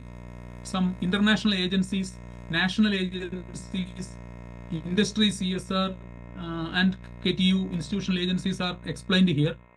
So the funding landscape actually, especially for SDG aligned research, spans International Development Bank, national science agencies, corporate CSR programs, and institutional seed funding. So you can look into each of one of these. UNDP Innovation Fund, World Bank Research Grant. Don't think that the international agencies are not suitable for institutions. It is suitable for institutions. Each institutions, whether it is private, public, government, or institutions like IIT, up to a private engineering college can apply for international agencies funding. I have not included IEA and IAEA here. You can include that also. That is International Energy Agency. They are funding. International Atomic Energy Agency. They are also funding when it is SDG aligned project. Like that in India, DST service funding, MNRE. These are some of them, not all. DBT Biotechnology Research, CSIR Mission Mode projects, MOE FSC are there. Industry Data Trust Sustainability. So these are some of the funding agencies. So DST SERP Core Research Grant Scheme is the most accessible national funding for academic researchers. MNRE has specific research schemes for solar, wind, and hydrogen research with a relatively low competition from academic research. For international, World Bank small grants, UNDP Innovation Fund are accessible to individual researchers. Actually, they without these two which I told, World Bank and UNDP, it doesn't require institutional level application. It is individual funding. So you can think about identify one funding agency call from this one, and you can review for funding opportunity.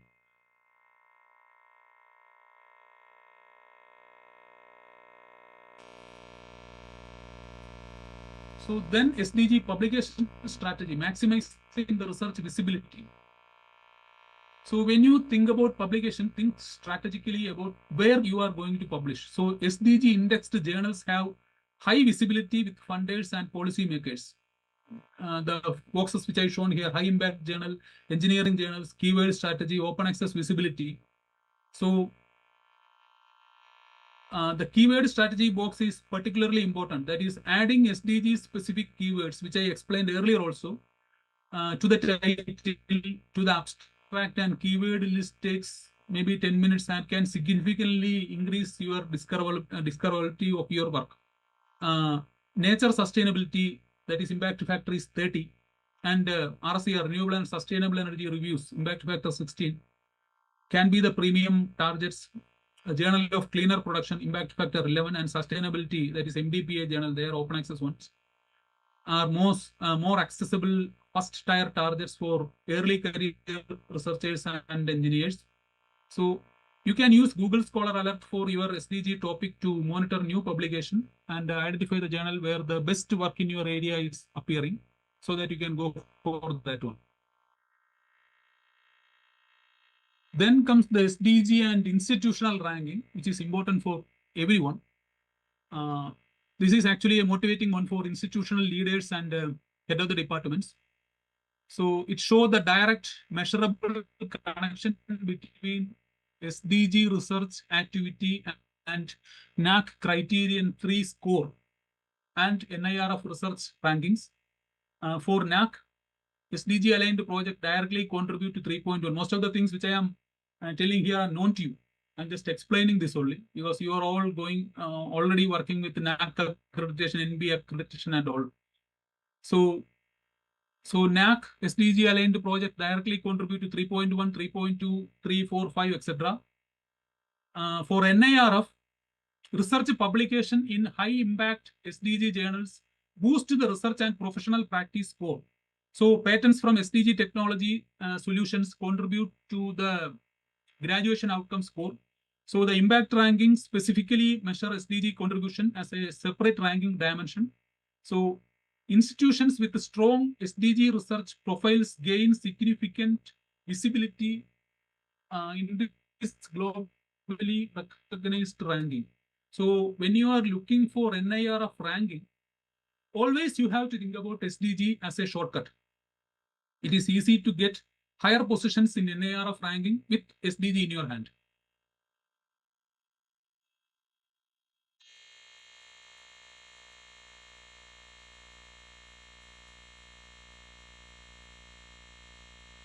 So next is challenges in SDG-based research and how to overcome them.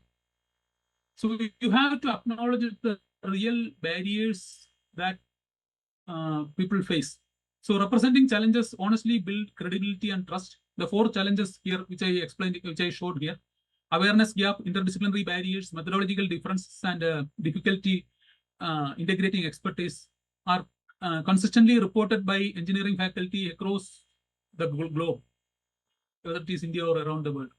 So for each challenge, the solution presented is concrete and actionable. It is not aspirational one. The awareness gap solution, that is the you have to use the SDG driven research cycle tool from slide 9, I think, is something participants can implement today. The interdisciplinary barrier solution, that is you have to start with a small seed funded project to build relationship which is evidence based. Relationship formed on a small project often scale to major collaborative grants. So you have to you may have additional challenges which you have to face and brainstorm solutions together. Emerging SDG research frontiers for engineers. So you have to look, if you are continuing in the education or research path, you have to look ahead to the next decade. That is green hydrogen, digital twins, nature-based solutions, AI for sustainability, circular economy engineering, and the water energy nexus. These are all rapidly growing research domains with very strong SDG alignment and well-funded opportunity landscapes. For each frontier, you have to briefly explain why it is emerging in your proposal. So the technological readiness, policy rush, or funding availability. So green hydrogen, India has a national hydrogen mission, which was introduced in 2023. I think it has created a major funding surge in that area. Digital twins, smart city programs in India are globally, India and globally, not only in India, are globally creating demand for this technology, that is smart city programs. Similarly, nature-based solutions, World Bank, IUCN, they have the major funding programs in nature-based solutions. So you have to position yourself in one of these frontiers if you are interested. So early entrants have always significant competitive advantage. You know that. These are some of the major examples that I come across. I explained here. There are many other areas also. So institutional strategy or departmental SDG thrust areas,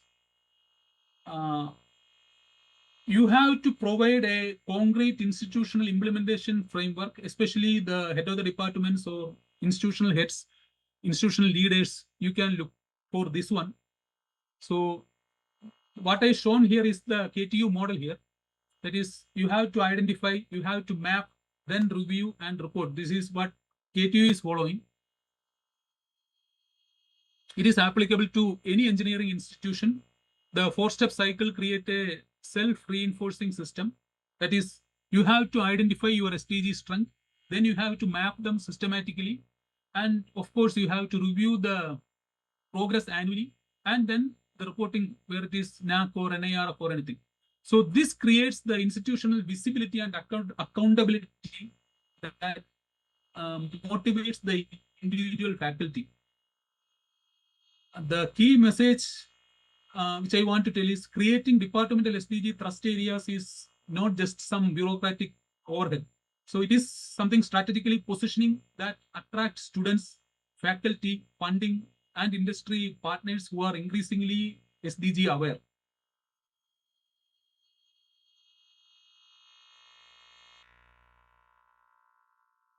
And another thing, the faculty central role in driving the SDG research. As faculty, you have to empower yourself. So you are the catalyst actually. You are the one who choose the research topic. You are the one who guide the students, write the proposal, and engage with the industry and policy in a day-to-day manner. So every decision a faculty member makes about research direction ripples out to create or miss an SDG impact. So the 6 roles shown here, that is the research leadership, student mentorship, industry engagement, policy influence, curriculum design, and global collaboration. So it collectively define what a sustainability-oriented faculty member looks like. So as a faculty, you have to self-assess which of these 6 roles do you currently play most actively, which offers the greatest opportunity for growth. The policy influence role is typically the most underdeveloped one and the most impactful one. There is a single policy brief that reaches a ministry official can have the more real-world SDG impact than a 2 dozen journal papers. The complete SDG research framework. This is actually a synthesis slide. This ties the all 6 sections which I explained here or which I presented here, not explained, which I presented here together. So it's a review tool. That is, you can walk through each element and you can identify where you feel strongest among these 6 and where they need the most development.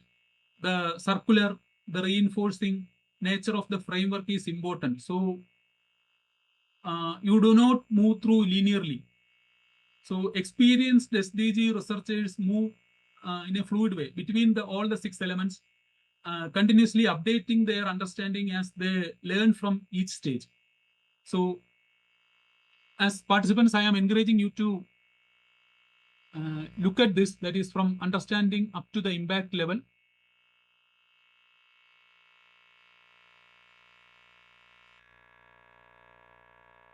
So this one, the SDGs which I shown earlier, you know what are the SDGs. So SDG 1 to the last one I am not presenting here. This is SDG 1, which is no poverty engineering solution. SDG 3, good health. Another one, SDG 3, good health, well-being, engineering for research. SDG 4, quality education. These are all available in internet. You can check for these SDGs. So achieving sustainability through engineering as an enabler. So this is SDG, the after effect of SDG, that is industry collaboration is essential for SDG impact at scale. So the university or institutional research that creates knowledge, industry creates a scale for that. So the 4 collaboration modes on this slide, that is co-defined problems, shared sustainability goal, living lab, technology transfer. So they represent a progression from early stage to commercialization. So the living lab concept is particularly powerful. They're using industry facilities as a real-world testing environment that creates a win-win situation where companies gain pilot result and researchers or the professionals or the engineers gain field validation data that is far more credible than the laboratory data. So as a practical action, you can think about identifying one industry partner in your city who has published an ESG or sustainability report. You can check for that. So this report explicitly named the SDG challenges that they are trying to address, so that which are perfect research brief for an academic collaboration. You can look for that.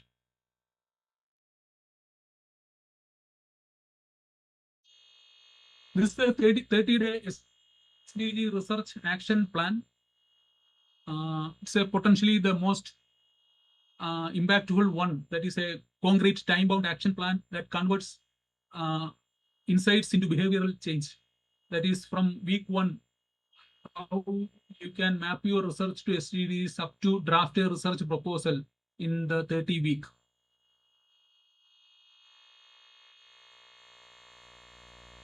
So this is the key takeaways. I started with SDG in a specific way. SDGs are specific. They are precision research specifications. Engineering is essential. Every engineering discipline has direct critical role in achieving this one, SDG. Or your expertise is needed. It is not optional. Interdisciplinary wins seek collaboration actively. Proposals need SDG framing. It strengthens every section. Impact must be measured. Quantify your contribution. You can start from a small one, think systematically. And one most important thing is you have to begin today.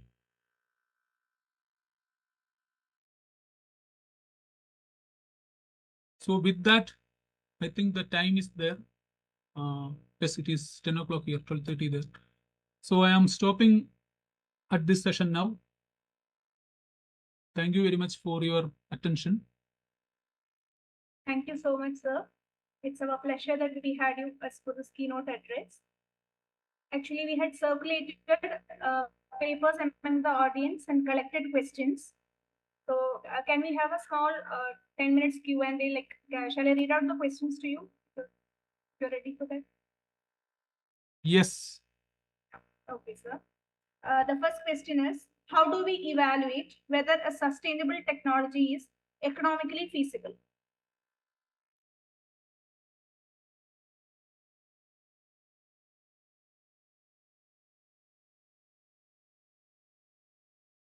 Are you reading one question?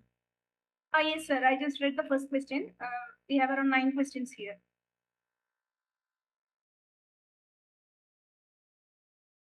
Do you want me to read out all the questions first? No. I will explain. Okay. Your question is, how do we evaluate whether a sustainable technology is economically feasible? Yes.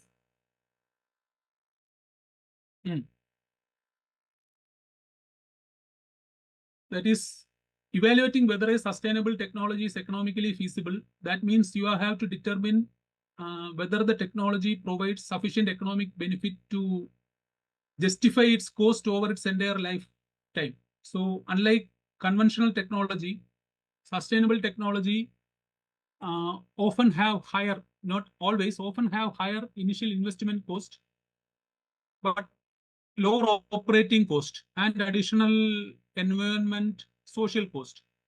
So one method is life cycle cost analysis, that is LCCA. That is one of the most widely used method for evaluating sustainable technology. So rather than considering only the purchase price, it calculates the total cost of ownership throughout the technology's useful life.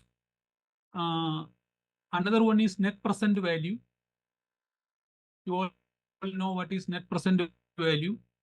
Then IRR, internal rate of return, payback period, benefit cost ratio, then levelized cost, then cost effectiveness analysis, CEA. And another one is sensitivity analysis. Economic feasibility depends on uncertain assumptions. So sensitivity analysis can also be used. So then scenario analysis is there. So MCDA is there, multi-criteria decision analysis, that is also there. So economic feasibility is always evaluated alongside technical, environmental, and social considerations. So MCDA is also there. So I hope I answer this question. Yes, sir. Thank you. And now I read out the second question.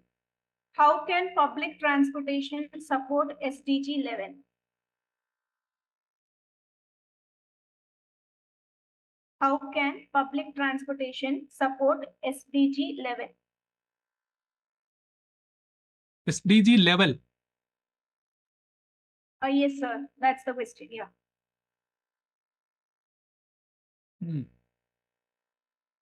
Public transportation. Actually, public transportation is most effective enabler of this SDG because it contributes simultaneously to three aspects. One is the environmental sustainability, economic development, and social equity.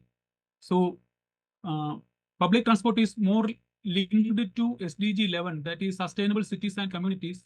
It also supports many other SDGs.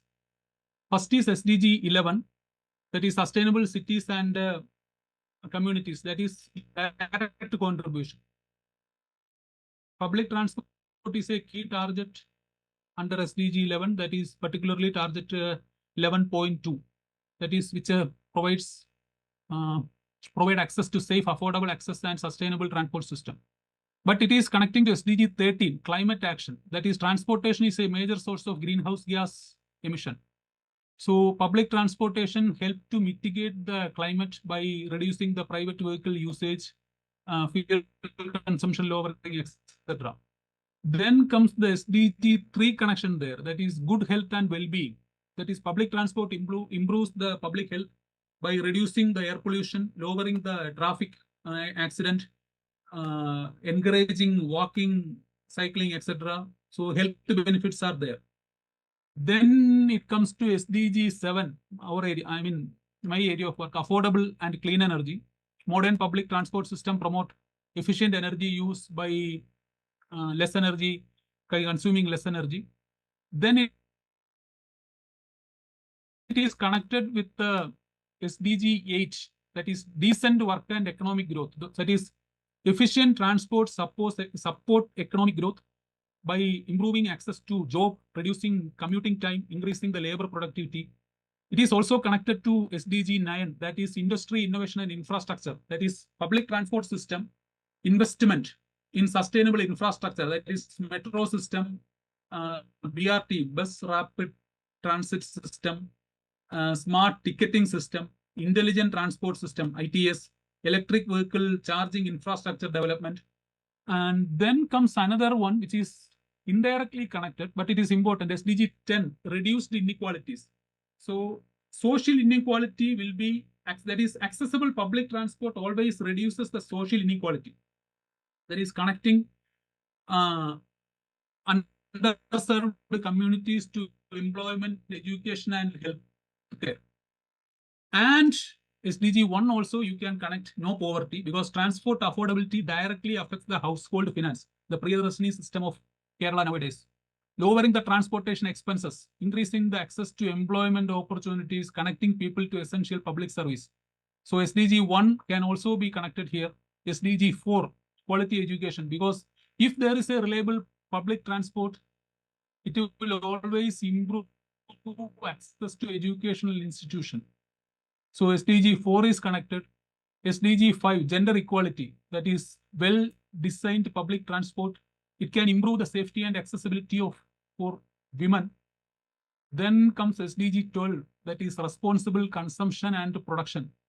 So the public transport encourages more efficient use of resources. So the question public transport, even though it is directly connected to SDG, which I told earlier, it is connected from SDG 1, 3, 4, 5, all these are connected. So public transport is more often a mobility service. It is the foundation for sustainable development.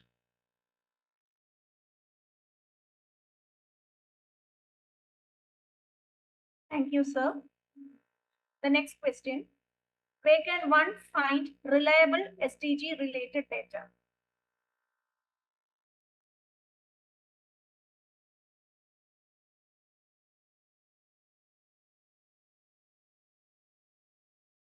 Reliable SDG data. This I explained in the presentation. World Bank has SDG data. Then International Energy Agency, IEA, has data. WHO, World Health Organization, has SDG data. Then UNEP, United Nations Environment Program. Also in regionally there is ESCWA, ESCA, ADB. These are some of the other regional parties which are monitoring the policy and data. Okay, sir. Thank you. The next question. Are there grants or funding opportunities for SDG aligned research? Are there grants or funding opportunities for SDG aligned research? This also I explained. Many grant and funding opportunities are there. United Nations Development Program, UNDP, has funding opportunity. They gave UNDP fund projects related to climate resilience, renewable energy, sustainable cities, water management, digital transformation, poverty reduction, governance. So all these areas, UNDP will provide funding. Then Global Environment Facility, GEF, is one of the world's largest environmental funding mechanism. So they support project involving the one which I explained earlier, that is climate change mitigation, biodiversity, clean energy, sustainable transport, circular economy, water resource, land restoration. Then GCF, which is Green Climate Fund. They finances projects that reduce greenhouse gas emission and strengthen climate resilience. So their themes are like renewable energy, battery energy storage, energy efficient systems, energy efficient buildings, sustainable transport, etc. Then World Bank is there. They are the funding agency. ADB, Asian Development Bank, is there. Then there is another agency which is, Bill and Melinda Gates Foundation. They are the funding agencies. Then there are other national funding agencies which I mentioned in the presentation in India. Okay, sir. Thank you so much. Due to shortage of time, actually we do have questions again, but we are stopping the Q&A session here. Thank you so much for sharing your expertise, and thank you so much for your time, sir. Thank you so much. On behalf of the organizing committee and on my personal behalf, thank you so much for joining us in ICISST 2026. Thank you. Thank you for inviting me for this ICISST, and all the best for the management principal, Dr. Jiva, Miss, and Dr. Suraj, especially for inviting me for this session. Thank you very much. Thank you, sir. Thank you. Thank you all. With that, we come to the end of our first keynote address. Our next keynote session will be in the afternoon, and it is by Dr. Soman KP, and it will be at 2 p.m. in the auditorium. Please make sure you join by 1:45 p.m. after your lunch. Thank you. All the staff members are requested to sign in the attendance sheet that is being passed. Thank you.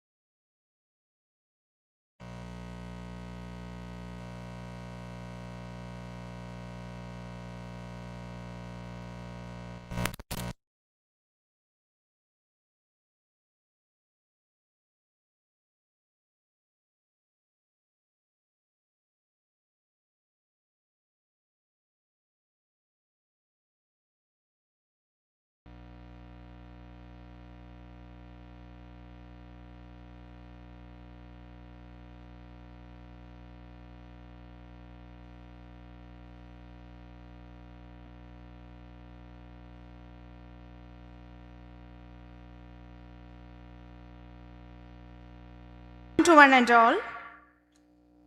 After the inaugural address and our first keynote address of ICISST 2026, we are now having the second keynote address by Dr. Soman KP, Dean, School of Artificial Intelligence, Amrita Vishwavidyapeetham, Coimbatore. Before we begin the session, I take the privilege of introducing you all to the resource person. Dr. Soman KP currently serves as the Dean of the School of Artificial Intelligence, Head and Professor at Amrita Center for Computational Engineering and Networking, CEN, Coimbatore campus, as well as the Dean of School of Computing in Haridwar campus. He has more than 27 years of research and teaching experience in artificial intelligence and data science related subjects at Amrita Vishwavidyapeetham, Coimbatore. He has authored over 500 plus publications in reputed journals such as IEEE Transactions, IEEE Access, Applied Energy, and several conference proceedings. He has published 4 books, namely Insight into Wavelets, Insight into Data Mining, Support Vector Machines and Other Kernel Methods, and Signal and Image Processing the Sparse Way. His book, Insight into Data Mining, was translated into Chinese. He is the most cited author in Amrita Vishwavidyapeetham in artificial intelligence and data science with more than 10,000 plus citations. He has been consecutively ranked for the last 3 years as one of the world's top 2% most influential scientists list published by the Stanford University. He was also listed among the top 100 computer science faculty by the Department of Science and Technology, Government of India for the year 2009 to 13 and by Career 360 and MHRD for the year 2017 to 18, and also in the list of the most prolific authors in the world prepared by Springer Nature.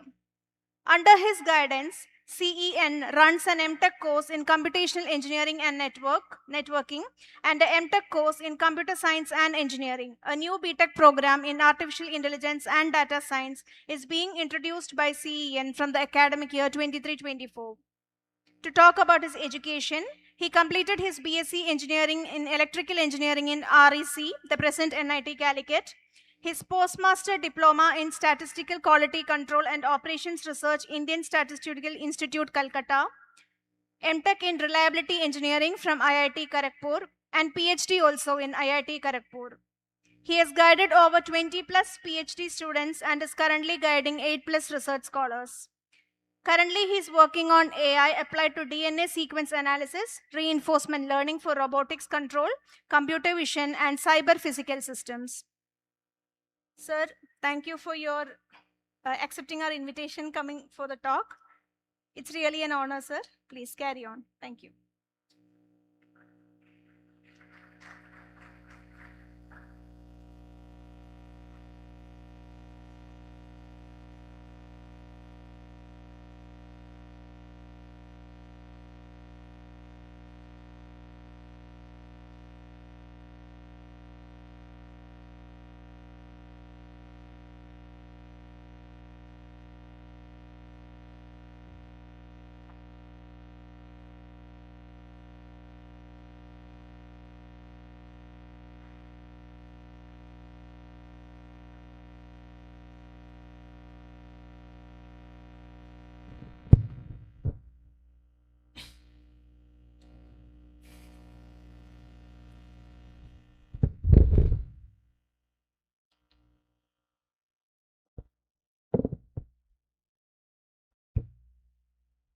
Okay, so I'll start all of you to this talk.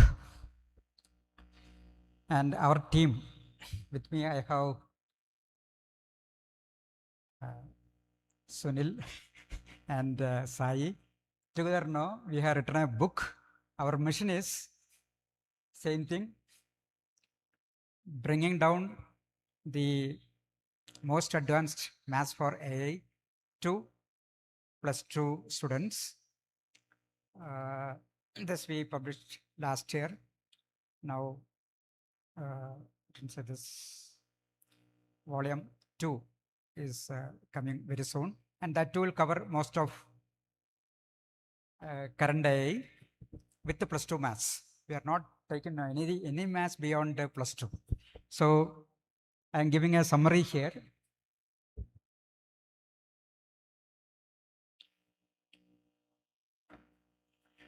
Okay, other reason for this one now.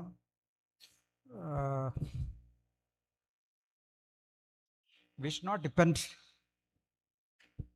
other countries for now AI services. We should be able to develop on our own. It is possible if and only if our kids are strong in maths and basic computing. Okay, so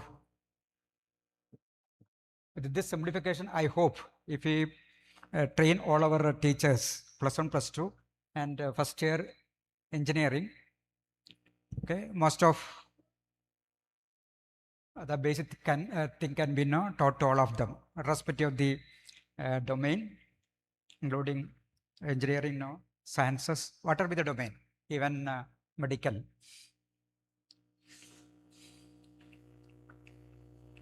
Okay, 3 disruptions are happening now. Of course, this is with the +2 maths, all can be done. Second thing, unified engineering. Okay, all engineering, electrical, electronic, computer science, okay, and big part of mechanical and AI, whatever, can be taught in 2 years. Already, okay, this type of movement already started. We designed that way. Now I find Jammu is already, IIT Jammu is coming there. Okay, it will come there. Not much distinction between pure science and engineering. Okay, all these tools, whatever available to engineers now, available to science aspirants also, students also, they need same kind of equipments for their lab and research. So there is not much difference. This time talking about IIT Jammu has started unified engineering. So what they are doing is 2 year finish everything, 3rd year and 4th year some specialization. Okay, whatever, which are the student like that area, he will proceed. Finally, he should be a problem solver rather than just somebody having some knowledge in one domain. I mean, one of the core engineering, because all problems involve now all engineering and sciences. Okay, so other thing is mathematics and computing. You already know that Indian Social Science is running this type of courses, which combines everything. Okay, all the IITs have started this one now. Okay, so this is my today's modified +1, +2 maths. Okay, students are learning a lot of maths, and you think you are teachers now, how much of +2 maths you are really utilizing for engineering? Okay, so to a great extent can be simplified and put the new maths there. Other thing is what is required now, computational thinking. This CBSE now included this thing in 3rd standard, and it should go into every subject. Okay, every subject they should be able to do simple computational experiments. At present, we are not doing it. Engineering, every subject is required, that means every faculty should be conversant with computational experiments in their area. Okay, so that is a challenge. Anyhow, if that is possible, if it is done now, lot of things can be. Okay, so how it is possible? Okay, there is a, that is now this book is about, there is a way of bypassing now one particular topic called pseudo-inverse. Okay, there are several books on pseudo-inverse from 1973, but the first theory came now in 1910 to 20. Okay, Moore, then Penrose around 1955. Okay, I don't know whether you can see from that, don't worry. So they proposed this, okay, by 1960, and they gave some formula which nobody could understand now what all this four formula here now. Okay, so also they didn't tell how to compute it. Only this should follow certain property. So don't worry about that one. But now we have simplified to +2 level. Any +2 student can understand it, but in a slightly different way. Result will be same, but the way of computing has changed. Okay, it is not our basically invention, but no, actually it is done 1999 by two mathematicians, but that time nobody noticed it. Then we reinvented it. Then after that, we search internet. It is so simple, so somebody might have already done it. Okay, then we found out 1999 somebody have already done that particular math. Math is very simple. We are going there. So what you are telling is now there is a old root, eigenvalue, eigenvector, then singular value decomposition, pseudo inverse. It's a long route. Now there is a shortcut. With that shortcut, once you learn, not only machine learning, almost every engineering you can tackle easily. Later I will tell how it is, how every engineering is tackled. So what I'm here I am telling is this, I'm going to tell this one, something called, any matrix can be decomposed into a special format called C into R. I'll see so example, CR, we call CR decomposition. Okay, using that one now as pseudo inverse, which can be done by hand by anybody. Okay, very simple actually. Okay, once you do that one, +2 level itself, you can do a lot of research. Okay, so after the talk now you can okay, raise the questions. Okay, we have, okay, I already introduced them. They'll also join. Okay, whether you have any doubt regarding now, what we are telling is, +2 students can directly enter now or go into sort of now current days now postdoctoral researcher. Okay, that possibility is there. Rather than coming this side, is only one day or 2 days, not more than that. Okay, so this is our new book. It's already shown.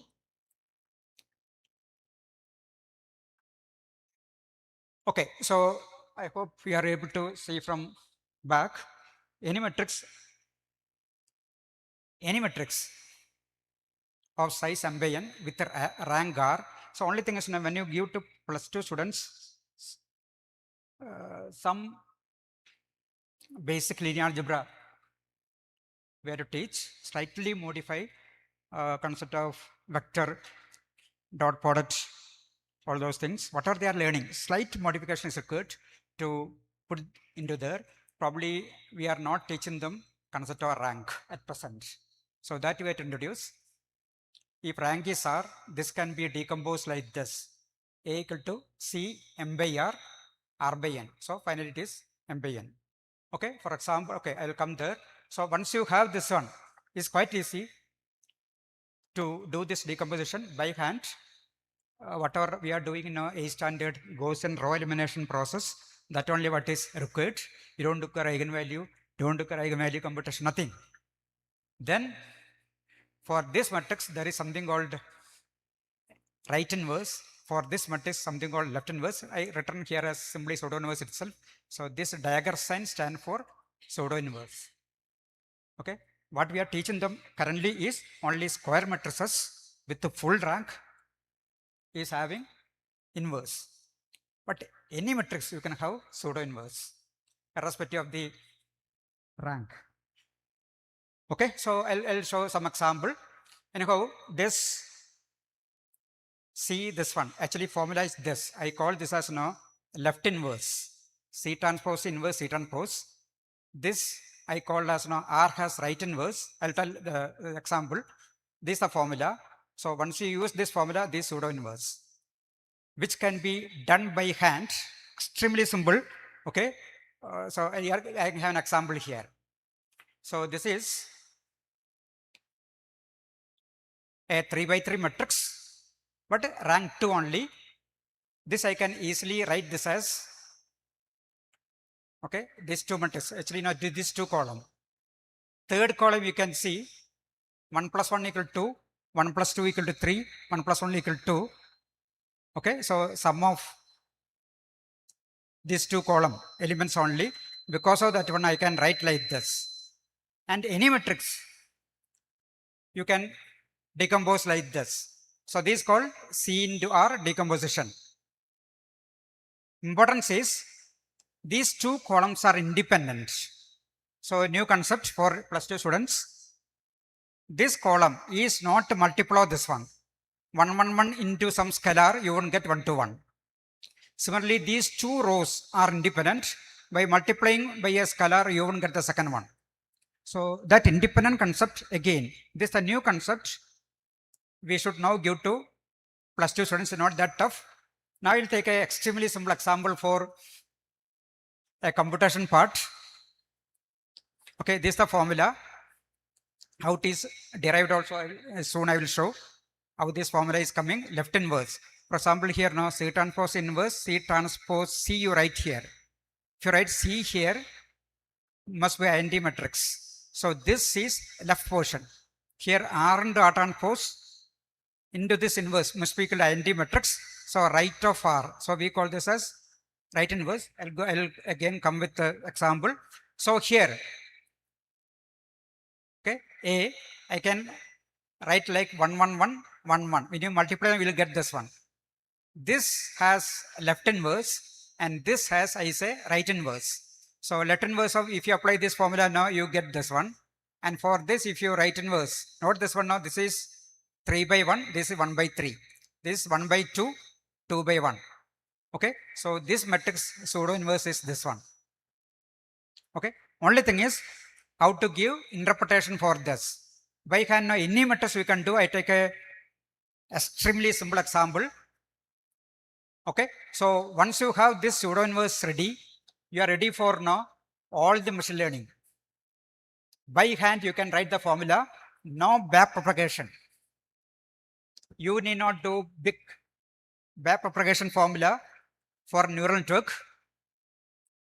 Okay, simply by looking the diagram. Okay, you can start writing the neural network weights. Okay. So basically what I told here is this one. Any matrix A you can decompose like this. Okay, 2 column, then 2 rows will be there. This C has left inverse. This R has right inverse. That means now CL inverse C equal to INT matrix. R into its right inverse will be a 2 by 2 INT matrix. So this type of matrices are possible. So for C, this is left inverse. For R, this is right inverse. Then right inverse into the left inverse is actually pseudo inverse of this matrix. Only thing is you should get the meaning of what is this pseudo inverse. Okay. So only that thing is left and this is the notation. If A is M by N, A pseudo inverse is N by M. Okay. Only thing, this now maximum you may take only 1 day to understand this one. Second day, you can start solving, okay, many problems in machine learning, deep learning, by hand. By hand, you can write the expression, then use the computer. Okay, that is possible. And so many other areas. Okay, so your CL inverse formula is this. For the, okay, you note this one. These two columns are independent. Then C transpose C. In this case, it will be 2 by 2 matrix. It is invertible automatically. Okay, note this one. This two together. This must be identity matrix. So C's left portion is we call CL inverse. Okay, then R. This R. R into R transpose, because this is this way, into R transpose inverse must be equal to identity matrix. Right of this one, this portion is called right inverse. Okay, so computation is very simple now, and pseudo inverse is given by this. Only meaning is left. Computation wise, extremely simple. Once you know this one, MATLAB type of computing now, there is a single command, pseudo inverse, PINV. It will directly give this one. Okay, even in your compute practical application, directly any computing platform. Okay, MATLAB, Python, or no SciPy, everywhere not this pseudo inverse is available, single command. But if +2 level, they should do by hand first. Okay, that only using this particular methodology, it is possible now. We have given so many examples in this book. One that is mastered, then question is how it is utilized for machine learning. Okay, there you will get the meaning. What exactly pseudo inverse is doing. Now this only formula. Okay, this I am telling. With 1 or 2 days training, you can train anybody in the pseudo inverse. Otherwise, here anybody who has learned pseudo inverse in your BTech, MTech, or PhD. Anybody? Anybody learned or anybody seen any Indian university syllabus pseudo inverse? Anybody is there? Maybe MTech somebody might have, but chances no, extremely low. Okay, nobody might have learned pseudo inverse. You might have learned inverse. Inverse itself, no, the way we are teaching, there is a problem, especially +2. You are teaching something now which they can't digest. Okay, for example, adjoint. Okay, they are not giving any interpretation. You do like this. Determinant, you do like this. Okay, that problem is this. There is a big mental block now in your +2 syllabus. Okay, what you are supposed to teach only now, the fundamental, which requires only dot product and something called linear combination.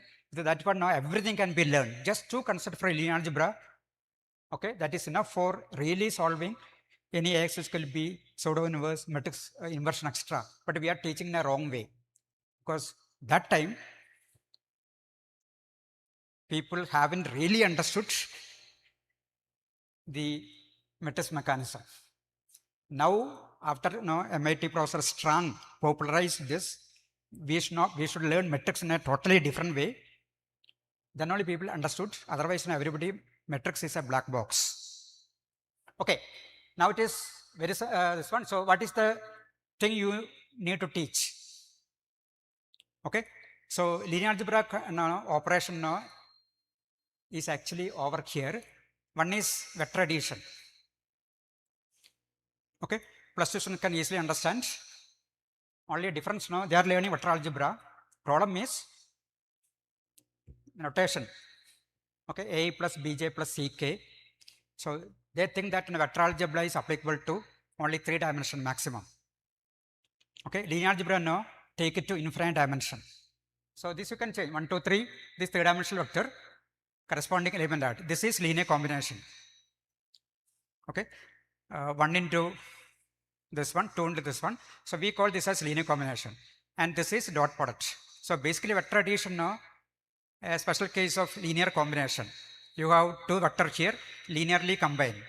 Okay, so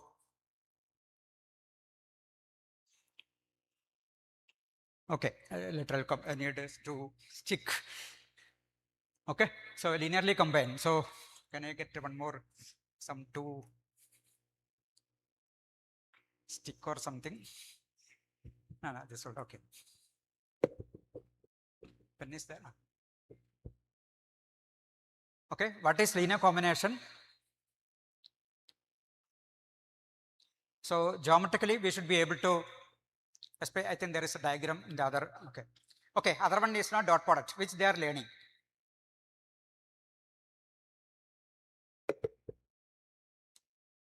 So when you linearly combine, this is one vector. Second vector, very important thing is you multiply this one, add, it will be the same plane. It one can't go out of the plane. This concept is very important. One vector, second vector, you scale this, add, it will be the same plane. Concept is very important. Okay, that is linear combination, which are now +2 we are teaching as it is a law of parallelogram in physics. When you add not to this one, same only.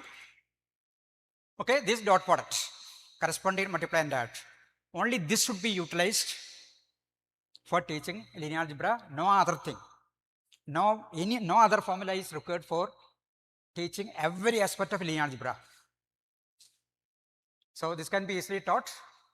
Then moving from function to vectors. This is a basic thing. You have two functions here. You are adding. So every location you are adding. So you sample it. This also you sample it. Note this one. This is the biggest change. Suppose I have taken now 30 height value. This should be viewed as 30 dimensional space, one vector. Okay. Then next 30, another vector. And when you add this one, same plane, another vector.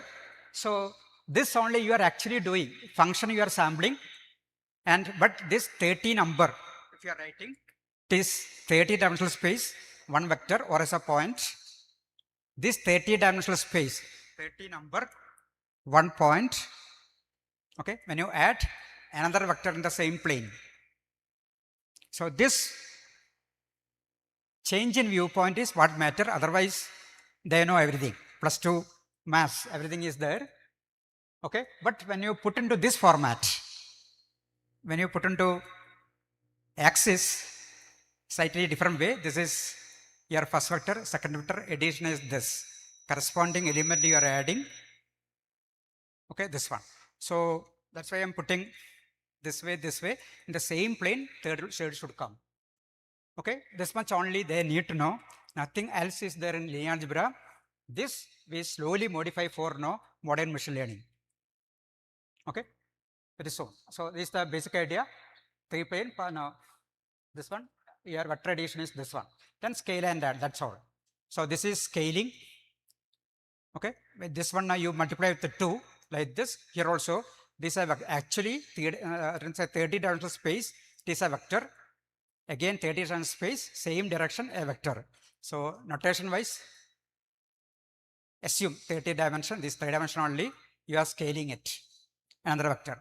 So this much only that other thing. So this is another area now. Linear combination dot product, the way you interpret matrix vector multiplication. Okay, this again, it is very unlikely that any math teacher here, you are teaching this way. A matrix and vector, say 4x4 matrix into a vector and getting result. You can interpret this way, this number into first column, this number into second column, this is basically linear combination. So any matrix and vector multiplication is, you should view it as linear combination of column vectors. This one way. There is one more way. Okay, this is your dot product interpretation. This dot, this one, this dot, this one, this dot, this one. Okay, and when you come to signal processing, you are doing forward transform and inverse transform, it is exactly this.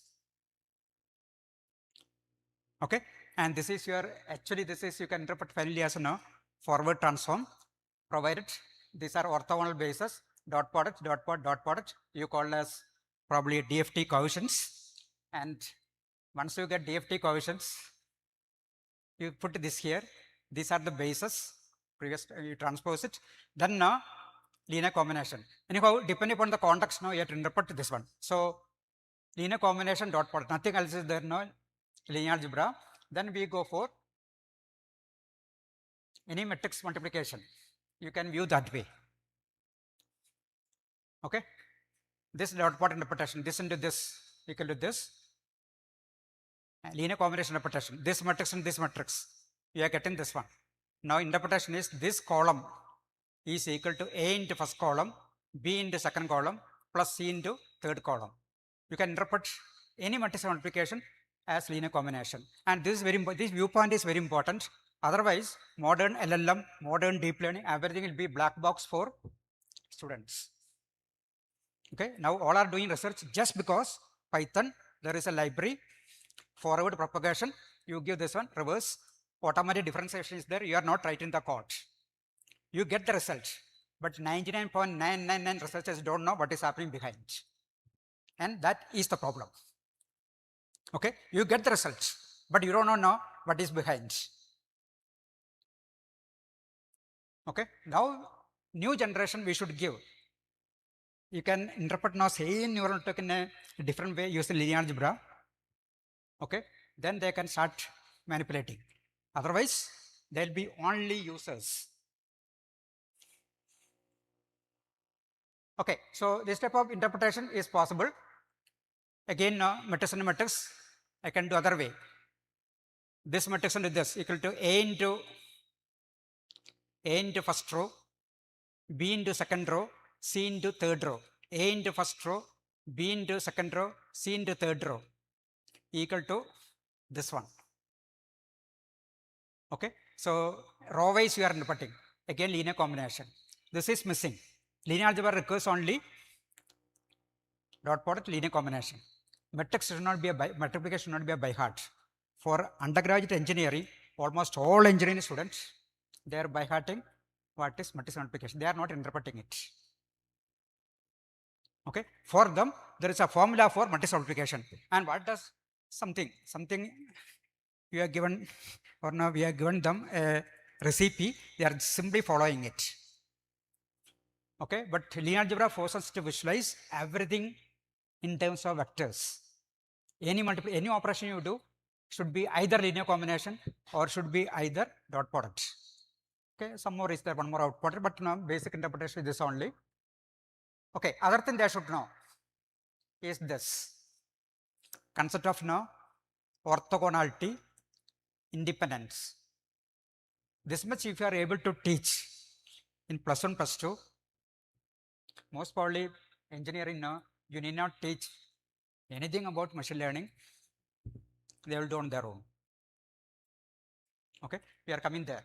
So dot product, so this 1, 2 and 2, 1, if you plot this one, it will be 90 degree. So corresponding element you multiply in that, it will be 0. This vector is orthogonal to this one, this vector is orthogonal to this, only 4 dimension. Okay, so this is coming from dot product interpretation. Okay, so this is extremely important now in signal processing. Okay, now we come to, okay, we are now slowly moving to using this concept attack all machine learning. First thing we attack is regression. First thing, regression you modify for classification. Okay, and regression, one more modification, nonlinear regression, and that exactly is your neural network. Whatever be the type of neural network, it is nonlinear regression. Okay, we are coming there. Okay, so you have now 1, 1, 2, 1, 2, 2, 1, 1, 2, 1, 2, 2, and 3, 2. Okay, x and y. You are fitting a regression line, in this case, linear regression. There is also nonlinear regression. A line is to be fitted. Okay, line's parameters are M and C, slope of this line, and also the y-intercept. So we have to find out now best fitting line in some sense. So in this case, okay, minimum error sum of square. When you put this one, between y no, there will be some error. So for this 2, 1, when you take, if you are taking this line, is no error is here, maybe some error, maybe some error here in y. X is your independent variable, y is a dependent variable. Okay, so what is the best MNC? Okay, you can apply optimization theory, but linear algebra gives a shortcut. It forces you to visualize in another dimension. What is now this MNC? There is no line passing through all the points. So this is now M into, what you are doing is, this is 1, 2, 2, 3 is your X. This 1, 1 is coming because of C. M into X plus C, first point, approximately equal to 1.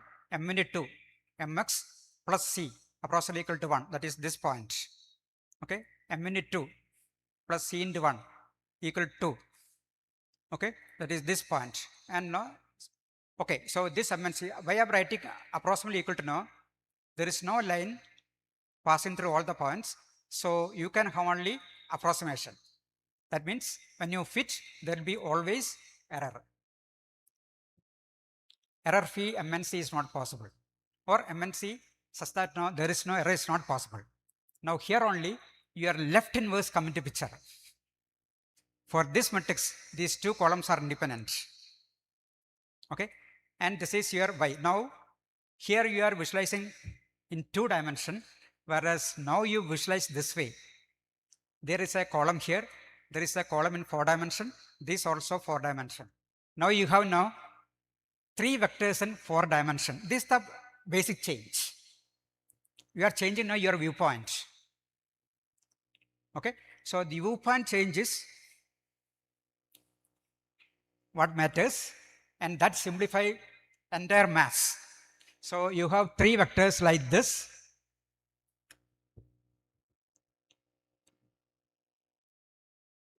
First 2 this plane, and third one it is out of this plane. So my linear algebra interpretation is this. This solution is not possible. I can write equal to. Okay, so now if you are equal to, MNC is not possible. Another way of telling that one is, this 4-dimensional vector, right hand side, 1, 1, 2, 2, is not in the plane of these 2. That means 2 columns are here like this, and y vector is out of this plane. Okay, so I'll show another diagram. Anyhow, first a blind solution, later we'll give the solution, blind solution, MC equal to this matrix left inverse into this one, or this matrix now pseudo inverse into this. This is the way I usually solve Ax is equal to B, X is equal to, if it is a square matrix invertible, X is equal to A inverse B, exactly same formula. But what you have is not a square matrix. Fortunately, it is a matrix with 2 columns now independent. Okay, it's left inverse into this one. Okay, it will give immediately give MNC. Okay, so your MNC will be left inverse. This is 4 by 2. Left inverse now, or any pseudo inverse of this one now, is 2 by 4. 2 by 4 into this. It will be 2 by 4 into 4 by 1. It will be 2 by 1. MNC will come out. Okay, so left inverse give the solution. You don't require any other formula, no optimization. But this is what optimization, only projection. Okay, now what is the logic here? I hope all of you are with me. 3 vectors are there. 3 vectors. These are first vector, second vector. Okay, assume this is in the plane. Okay, this is not here in this plane. If this plane now, I can have MNC. It is out of the plane. MNC is not there. Okay, such that this is equal to this out of the plane. That's why I had to write approximately equal to. If it is a plane, I will be able to. Or what you require now, m into first column, linear combination, c into second column. You want equal to third column like here, this one like this. That is not possible. Because this vector not in the plane of these two vectors. So linear combination only m in the first column, your column changes the way you view it. C in the second column, you want this equal to third vector. But third vector is not in the plane of these two columns. Therefore, you have no MNC which satisfy that one. But you can have, you'll do something you have to do to get the solution. What is that? Here I am telling left inverse. But what is the meaning of that one? Okay. Only one slide explain everything. If you are able to understand this one. Okay. Most of things over. One slide everything. So you think that now this first column is C1, second column is, but now this is 4 dimension. It is not two-dimensional space now, 4 tuple. This one. Your y is 1, 1, 2, 2 is out of that plane. If it was in this plane, you could express using linear combination of C1, C2, because you are asking for a what linear combination? M into first column, C in second column. I will get this one. You are asking for linear combination coefficients. See the way you change the way you view it. You are asking for linear combination coefficients. MNC are nothing but linear combination coefficients. What is it? So that equal to this, but not possible, because if this y is in this plane, it was possible. Other this now you have to do what? A projection downward and make it now yp. This is what we call error. Not this one, yp error. Okay, so this much, only one slide. This one slide, if you are able to understand, tomorrow, okay, you can start solving machine learning problems in a new way, without much coding. So note this one, 4 tuple, this also 4 tuple. I project should be 4 tuple, error vector is also 4 tuple. I have given a solution here. Actually, here 1, 1, 2, 2. If I split into two portions, one is yp, y projected, and this is no error, but now this is 90 degree. Projection here means now 90 degree projection. Okay, only this geometry you have to learn. Okay, so this yp is 90 degree to yp. So you see this one here, 1, 1.5, 1.5, 2 yp, y projected, and when you add these two, you should get this one. So 1.5 minus 0.5, 1.5 plus 0.5 is equal to 2 plus this one. So this yp, this is your error vector. So 2 points, there is no error. To this point no, and this point no, y coordinate, there is a small this one. That is coming as minus 0.5, 0.5. Note this one, these two vectors are orthogonal.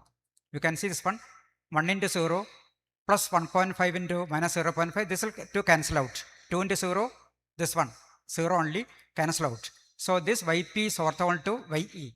Orthogonality is very important, not only here, entire signal processing. Finally, your machine learning or not deep learning is basically a replacement, okay, sort of signal processing, and then now understanding the signal. So this is useful there also, this one. So these two vectors are orthogonal. So this way splitting is possible. Your algorithm now does that only. Now note this carefully. See, this w1 equal to m equals is approximately equal to y.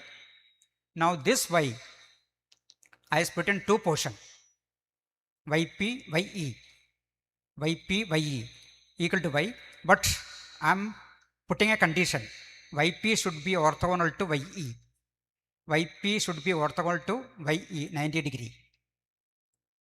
Okay, then this yp, since it is the plane of these two, this only now you have to a little bit initially I can express using linear combination of C1 and C2, these two columns.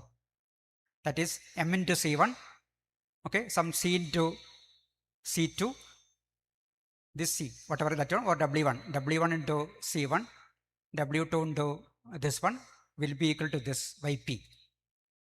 Okay, so Yp equal to W1 C1 plus W2 C2, matrix format, C1 C2, this original C equal to this CW, this here CW. Okay, so this error vector Ye plus Yp, here now I am taking this Ye perpendicular Yp, this in this plane, so this is automatically orthogonal to C1, orthogonal to C2. So I have a vector, there is a crux, if you are able to understand that one, I am putting a vector like this. Okay, this is orthogonal to this, this is orthogonal to this, this is orthogonal to this also. So my error vector is Ye, orthogonal to both C1 and C2. That only we are going to utilize. Okay, Ye error orthogonal to C1, orthogonal to C2, which you can write C transpose Ye. Okay, so dot product should be equal to 0, dot product should be equal to 0. Note this one, Ye orthogonal to C1, Ye orthogonal to C2, okay, which I can write now C transpose Y equal to 0. So, in this one now, Y plus Y equal to Y equal to implies now Yp equal to Cw plus Ye equal to Y. Now I want to take out this Ye, Cw plus Y error vector. Okay, this error vector, this I am equating to Cw, error vector equal to Y, error vector equal to Y. That is this one, this same only. So I want to take out this Ye. You pre-multiply the C transpose. C transpose C, C transpose Cw, C transpose Ye equal to C transpose Y. This will go out because of this. Okay. Now you can take out this Y, sorry, W. Okay. This W, C transpose C inverse C transpose. This exactly your pseudo inverse, left inverse. C transpose inverse C transpose. So you note this one. Cw plus Y equal to Y, pre-multiply with the C transpose, pre-multiply with the C transpose, pre-multiply with the C transpose. So C transpose Y equal to 0 vector. Okay. Now you can take out W from here. W equal to C transpose inverse transpose Y. This exactly left inverse. This left inverse we also call it as now for this matrix its own pseudo inverse. Okay. You got the solution using this one. So C is pseudo inverse or no C is left inverse. So your formula is now this MNC or W1 W2 is this left inverse into this exact formula. There is no no approximation here. This is the way how to get everything linear algebra way. And once you get MNC, which is happen to be 0.5, 0.5 in this case, substitute. Okay, you will be getting this as Yp and this as an error vector. And you can see it is automatically 90 degree. This is the actual solution. Okay, your M you will be getting as 0.5, C also you will getting as 0.5. You compute, you will get this as Yp and you multiply and this as error. And these two vectors are orthogonal. This if you are able to understand, you are through. Then slight modification, we go for classification. This is regression, finding the coefficients MNC. Okay, so whole book is about pseudo inverse. So you got one now left inverse. Left inverse here because columns are independent, it has left inverse. It will be this is 4 by 2. Left inverse will be 2 by 4 matrix. A 2 by 4 matrix into Y. 4 by 1 it will be finally now a 2 by 1 matrix. Your W will be a 2 by 1. Okay, 0.5, 0.5 only what you will get. Okay, this is the most important this one, how left inverse is giving the solution. So this is basically geometry only. Only geometry is here. Okay, no optimization. Okay, Now where is right inverse come into picture? Left inverse, you understand? Regression. What about right inverse? Again, take another problem. Here you have infinite solution. Okay, note this one now. This point is extremely important. Okay, kernel method, sorry, neural network, finally you can interpret as now something called kernel method. I don't know, you encountered that word. Supported machine kernel method, and its now starting point is here only. Okay, so this two, okay, simultaneous equation, 3 variable, 2 equation. You write it like this. So problem here now, you have infinite solution for this. Okay, when you have infinite solution, but when you want a particular solution. I mean now one with a special property. We call now out of all the x1, x2, x3, which one is having, or now which one is closest to origin in three-dimensional space, or which one is having s1 square plus s2 square plus s3 square is minimum, which is basically now which solution is closest to origin. You have infinite solution. This is you have infinite solution which can easily find out. Once you learn linear algebra now, in 1 second you can write all the infinite solution. Okay, so this I am giving the solution here. To find that one, for which now you require, if you want the proof, little bit optimization theory, but I am given the solution. Assume this as linear combination of 1, 2, 3, 1, 1, 2. Unknown vector is, okay, linear combination of 1, 2, 1, this one. That is, I am assuming this is R transpose into W1, W2. W1 into this column, W2 into this column. Or other words, this is equal to W1 into 1, 2, 3 plus W1 into 1, 1, 2. The moment you assume that one, you get like this. This is R into R transpose as square matrix, which is invertible. This will be always invertible because now 2 rows are independent. This will be invertible. Rank considered now. Now W2 this inverse. Okay, W equal to R transpose inverse because this is R transpose. Okay, W. Now you want this one. This is R transpose W, R transpose W, R transpose W. You can see now this is right inverse formula. So for this you have infinite solution. Give me least NORM, least norm solution. Actually you are finding, okay, proof I am not giving here. This is the right inverse. You take the, okay, this matrix, okay, right inverse and 2, 3, you get this 3-by-1 vector. Okay, out of all the infinite possible solution, one which is closest to origin or one which is least norm, square norm or squared norm, form like this. So now you have learned something called left inverse, and for this you have right inverse and where it is applied. And pseudo inverse now combine these two together. Okay, so once you understand pseudo inverse, job is over.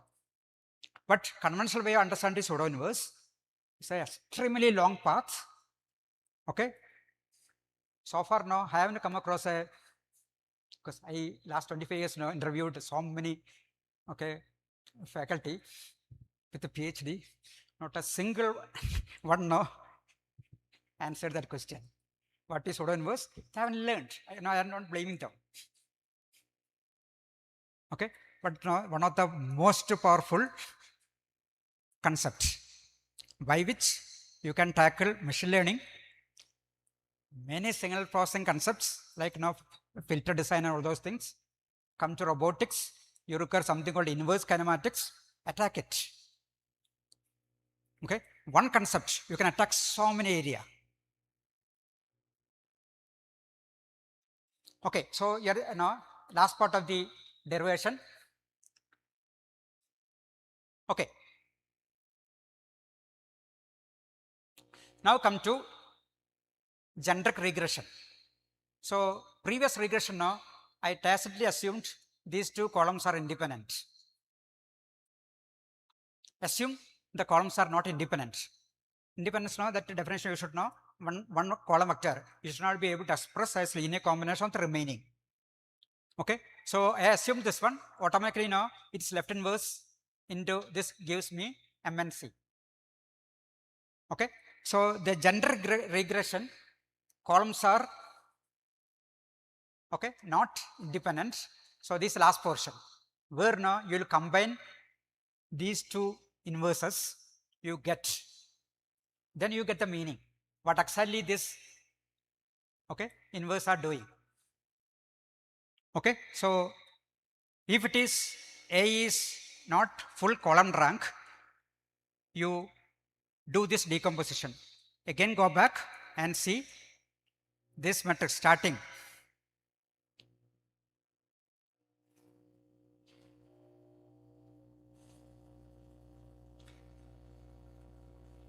Okay, let me go back here. Here now, this 3 by 3 matrix, this matrix is not invertible. 3 by 3, it is not invertible because rank is 2. Your third column is linear combination of first two column. That only allowed me to write now this decomposition CR. Okay, so this matrix A, columns are not independent. Okay, to prove that one, third column is just sum of first two column. What about pseudo inverse of this matrix? Any matrix pseudo inverse is there. Idea is very simple. A equal to CR. Okay, then only you should get the meaning. What exactly what is happening? Okay, once you have this one, this R is having right inverse, this C is having left inverse, direct formula. Okay, now this R is right inverse into this C is left inverse. That's exactly pseudo inverse of this matrix. But now you have to connect with the problem. Okay, then you understand now why, what is the magic behind.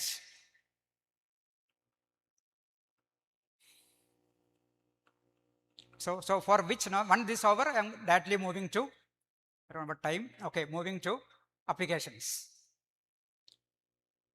Okay, so I decompose once, decompose in this one. Now columns of C are independent, columns of R is, sorry, rows of R is independent, columns of C are independent. Okay, so it's a case where you think of a regression problem, X approximately equal to Y, this A, columns are not independent. You decompose into C into R. Then this X, okay, you say pseudo inverse I into Y, A don't have ordinary inverse, can be a rectangular matrix, inverse is, conventional inverse is out of question, but your solution for this, only thing is what kind of solution? Pseudo inverse F into Y. How to get pseudo inverse of A? Okay, this is the formula. R right inverse, C left inverse, but usually we write as same notation. R's pseudo inverse, C's pseudo inverse. Okay, it is same only. R's right inverse now same. You can later we can prove that it is same as now R's real pseudo inverse. Okay, now what you do now? A you replace with this. Then YE error vector equal to Y, same as the previous one. This error vector, okay, is orthogonal to the columns of C. So you pre-multiply with the same previous this one, C transpose. Thus this will go out. Okay, so C transpose C inverse C transpose Y. This is Rx. This Rx. Not this one here. This you want to separate. This is 0. This Rs you want to separate now. In this inverse will go this side. So the Rs is equal to this formula. You can see it is equal to pseudo inverse left inverse of C into Y. Rx. Now there is a problem here.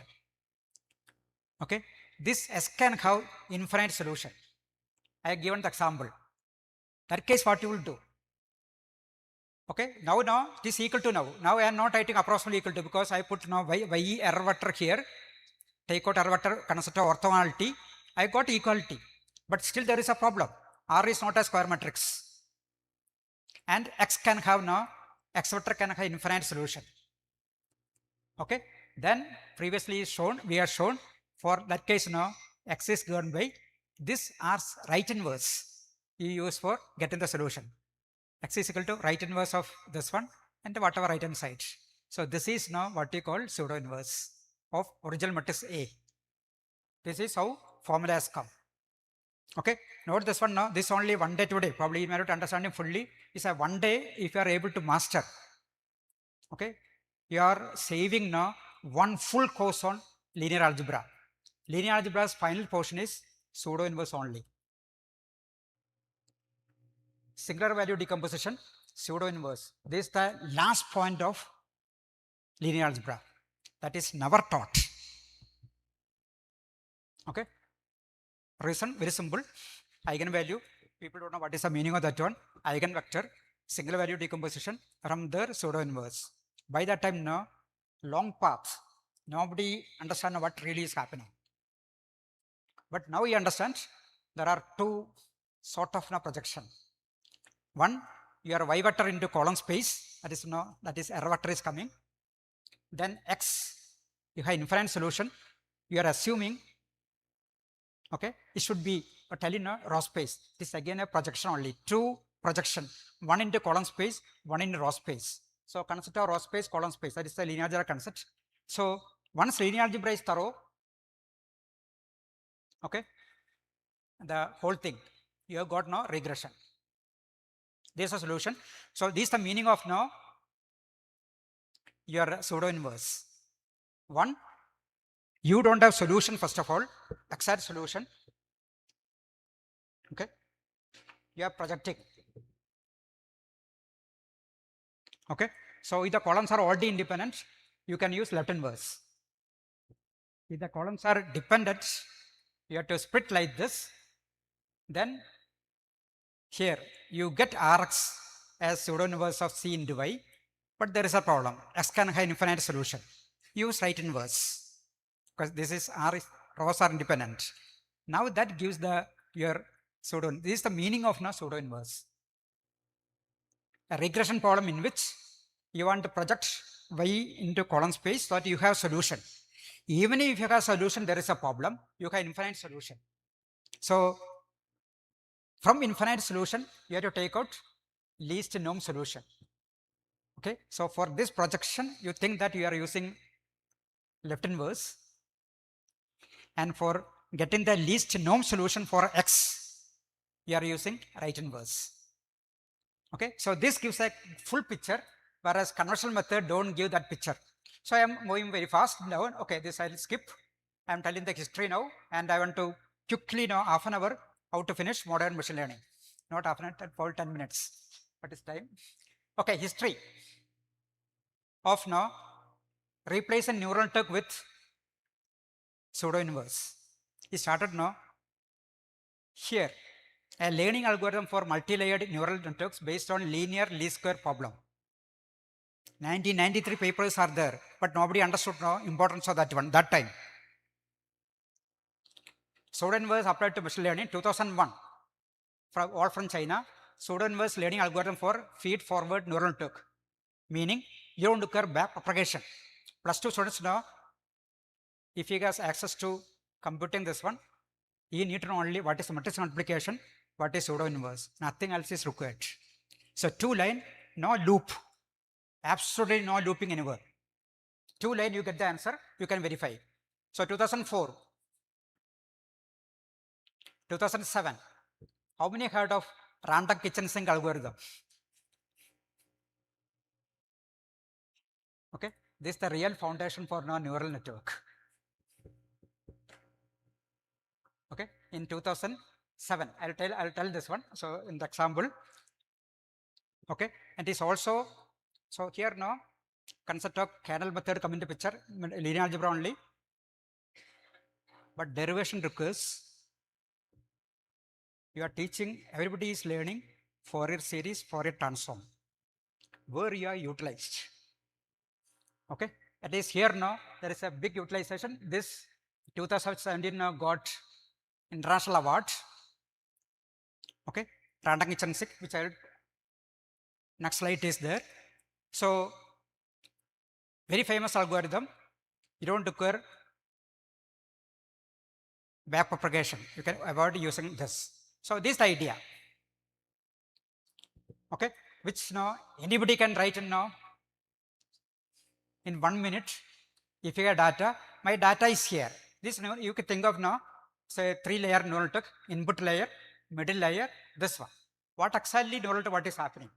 You think of this way, but theory, random kitchen sink, in one slide I can explain, but since it requires for a transform and the kernel method, I'm not explaining, but tell the crux. This your entire data. Column wise now, your data is there. This is the corresponding class label. Assume class label is now one hot representation 100, etc. So this class 1 means 100. If this is class 3 means 001. So here data is here X and Y. Neural what happened now? There is a full theory.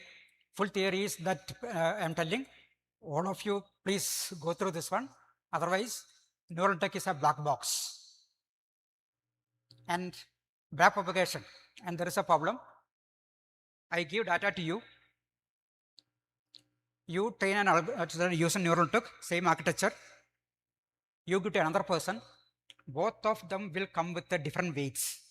There now, whatever weight here, I mean, this weight and this weight cannot be same. But your final accuracy may be same, but weight will be different. Okay, what is the reason for that one? How will you explain? 100 people are there. Okay, 100, now this weight combination will be different. Okay, what is the reason behind this one? How will you justify it? Okay, this random kitchen sink algorithm now, okay, using this called random Fourier features or now random kitchen random features, random this one. This from Microsoft. Earlier me, 2017 they got award. Okay, so idea is this is the first, today is this one now, Y+2 can do it now in 2 minutes. Classical, all the machine learning problem, it is 3-layer, 4-layer, 5-layer, 100-layer, it doesn't matter for him, he'll write in 1 second. Okay, so these are full data.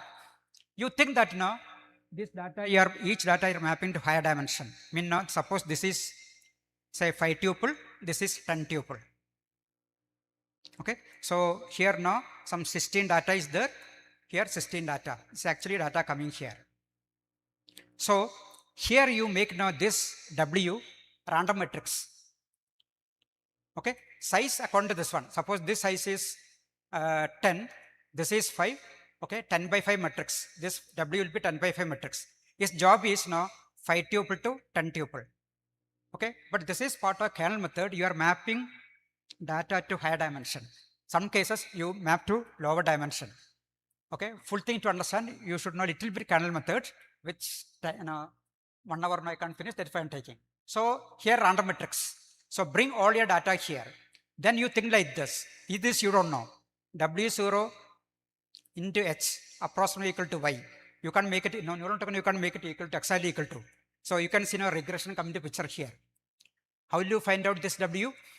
Okay, this Y in this H pseudo inverse. One command, you get the solution WO and W. This is random matrix.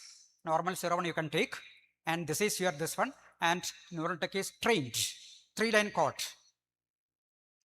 It's not a simple algorithm. It has got international awards. Now only people are understanding what is the real basis behind neural network. Okay, 3-line algorithm. So if you are writing in a MATLAB now, this is the one. Only thing is now, here forgot one thing. Here there is a nonlinear function. Can be sine, can be cos, can be whatever, nonlinear, not tan h or whatever you want now you can take. Okay, but as per the theory, it is either sine or cos. Okay, because now it is consumed the Fourier. Okay, map to higher dimension. Then each of the element now you will be doing some phi here now cos or sine. This is your nonlinear activation function, what you call.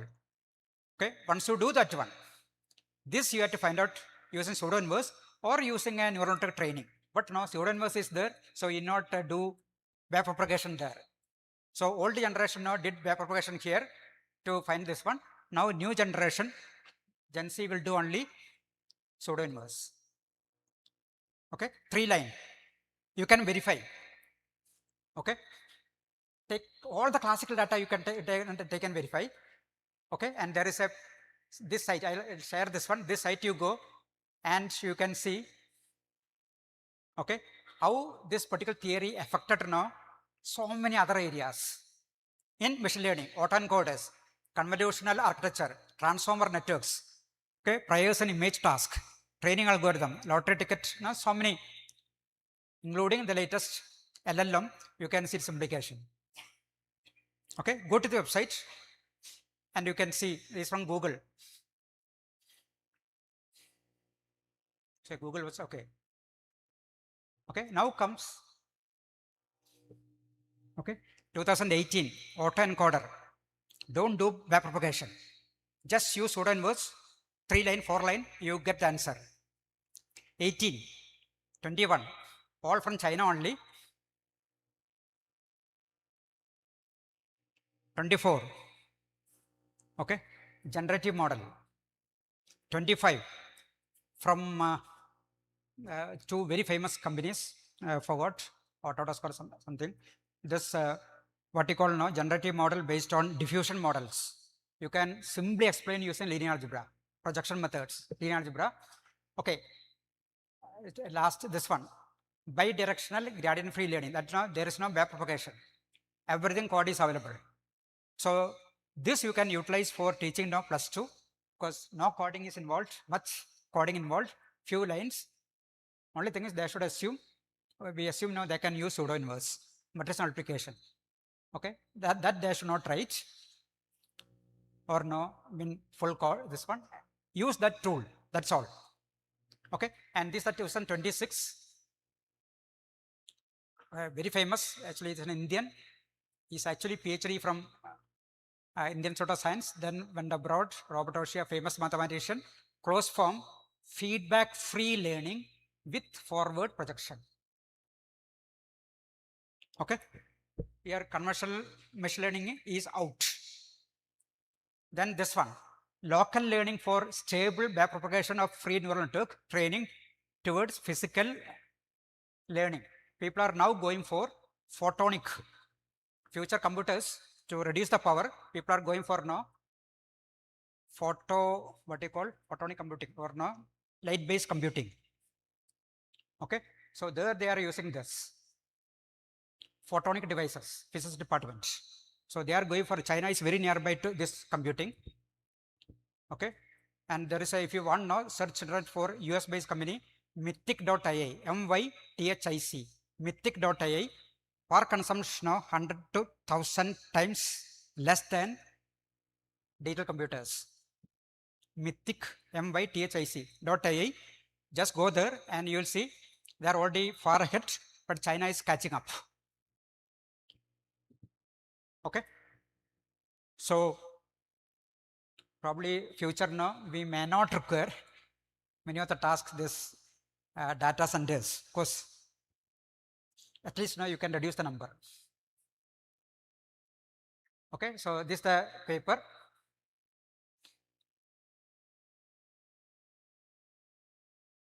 Okay, probably I will skip this one. This is actually this paper, because there is only forward propagation. This paper is this one. I can explain. Okay, quickly I will tell. This your X, this your Y.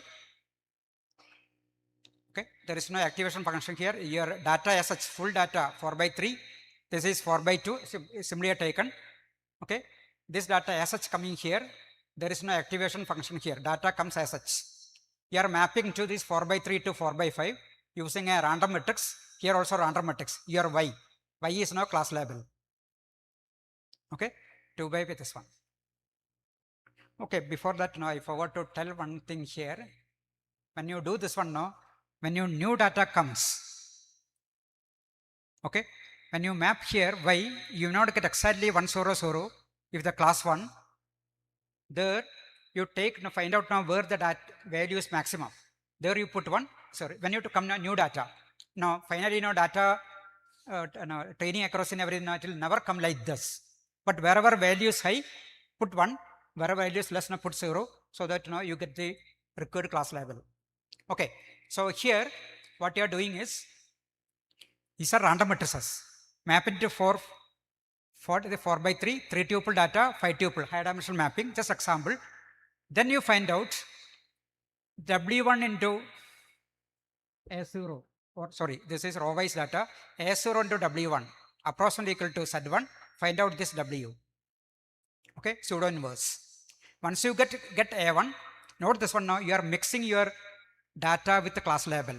Z1 contain information regarding your data as well as class label. This is what auxiliary neural network now backpropagation is doing. But here now you are forward, you are going. W1 you have to find out. Now as around W1 equal to approximately equal to this one. Once you get that one, now W is obtained using pseudo inverse. Then again multiply Z1. You apply activation function, 4/5 dot activation function. Repeat again. Now this time suppose you are mapping now for 5 tuple to 10 tuple.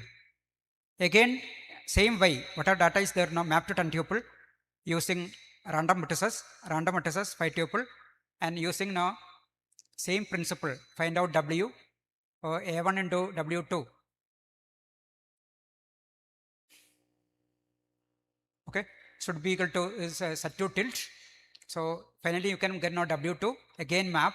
So this way you can proceed, and finally you get a, okay, after activation now some you can think of capital H, you map to class level. Last again pseudo inverse.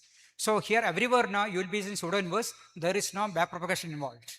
So here you can see last this one, you are using a pseudo inverse here. Here also to get this W1 you are using pseudo inverse, to get this W2 you are using pseudo inverse. Nothing else. There is no, absolutely no backpropagation. This is the latest one. Okay, 2026 paper, and both are mathematicians. Note that you can search their website. Both are well accomplished mathematicians.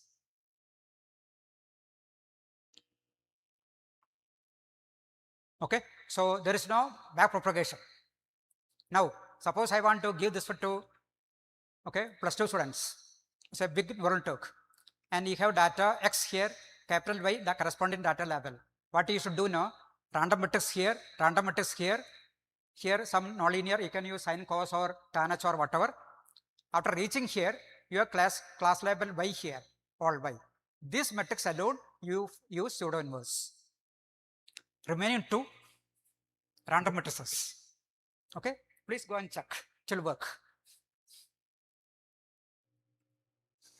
Okay, so for example, this images handwritten date classification, vectorize 784. Probably you not okay. Here I have taken 1000. Better now reduce the dimension because already high dimension is there. Reduce these two random matrices. Here you use pseudo inverse. Okay, so 10 line you get the answer. If you are not getting the answer, okay, contact the other. Others already given. Is okay. Code is given. You can easy to verify. Okay, so you are using only what? Random matrices and pseudo inverse.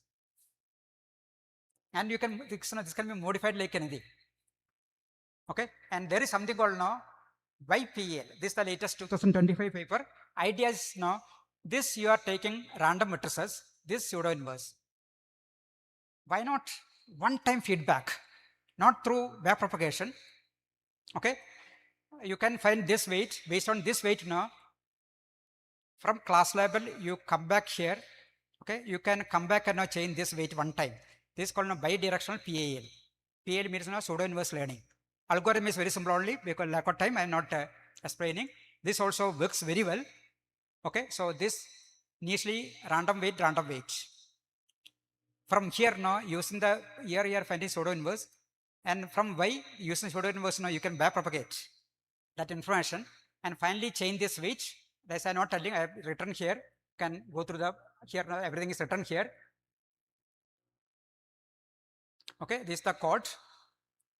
You will get immediately 100% accuracy. Okay, only thing is now a little bit bigger size you take for test data to get 100% accuracy. Okay, probably what is time now? Okay, now just pass this over. I am telling this way you can do it. Next thing now, all our engineering is outdated, irrespective of the branch. Okay, because the way it is 4 year, no course now require 4 years. Okay, already people have started. Now you see, okay, some recent development by 4 years for CA, this one. You see this now open source, how to make now open source software available now to make chips. And in India, 6-week course is there for school kids. So what you teach at MTech level now, people are teaching at now +2 level or high school level. Okay, some detailed logic and all those things. And there is a company, you send this one, they will make that chip and send to you. Only thing is, if you are paying only $10, it will be 400 nanometer technology. If you are giving now few lakhs rupees, it will be 4 nanometer technology. So that is a difference. Okay. Otherwise, there are companies you design and you can get the chip back, depending upon the nanometer size of the. Okay. Next, software defined radio. Nothing in communication engineering. Communication engineering also, okay, can be taught now probably in 1 or 2 weeks. Reason is, you know, this software defined radio. Everything is happening in computer. In computer, everything is math only. You are not implementing a mathematical algorithm in hardware. That was the problem with old generation. Your AM, say amplitude modulation, frequency modulation, etc. You were supposed to implement in hardware. Now it is in software. Software is what? You are implementing a math now. For example, you are, okay, this is more latest paper. Pseudo inverse applied to decoding of 5G and all those things, but I'll tell this one. Okay, I'll come back electronics. Go to this website. Okay, send to you leap71.com. You simply tell now what you want. Mechanical engineering, out. Because it will design and give to you. And in fact, it will do now all the finite element analysis. Okay, so future now, this what they call diploma holders with AA will be getting now better job than BTech mechanical. BTech mechanical don't know anything other than how to write examination. Okay, and diploma holder now they know hands-on and use this type of software. It is based on AA only. You just tell what you want. It will make 3D design plus full finite element analysis. It will find out where any flow, everything it will check and give to you. Okay, so software is this. Probably backside you are not be able to see. Slide is already given. Okay. Then how the pseudo inverse machine learning now everywhere it is now applied. Inverse kinematics. We have quickly go. Control system. Okay, engineering now last portion is control system. Okay, this probably you may not be knowing something called dynamic mode decomposition. It is not there now any of the engineering syllabus. Okay, but using linear algebra and with the pseudo inverse, you can easily learn. Okay, so your control system now you can throw it away.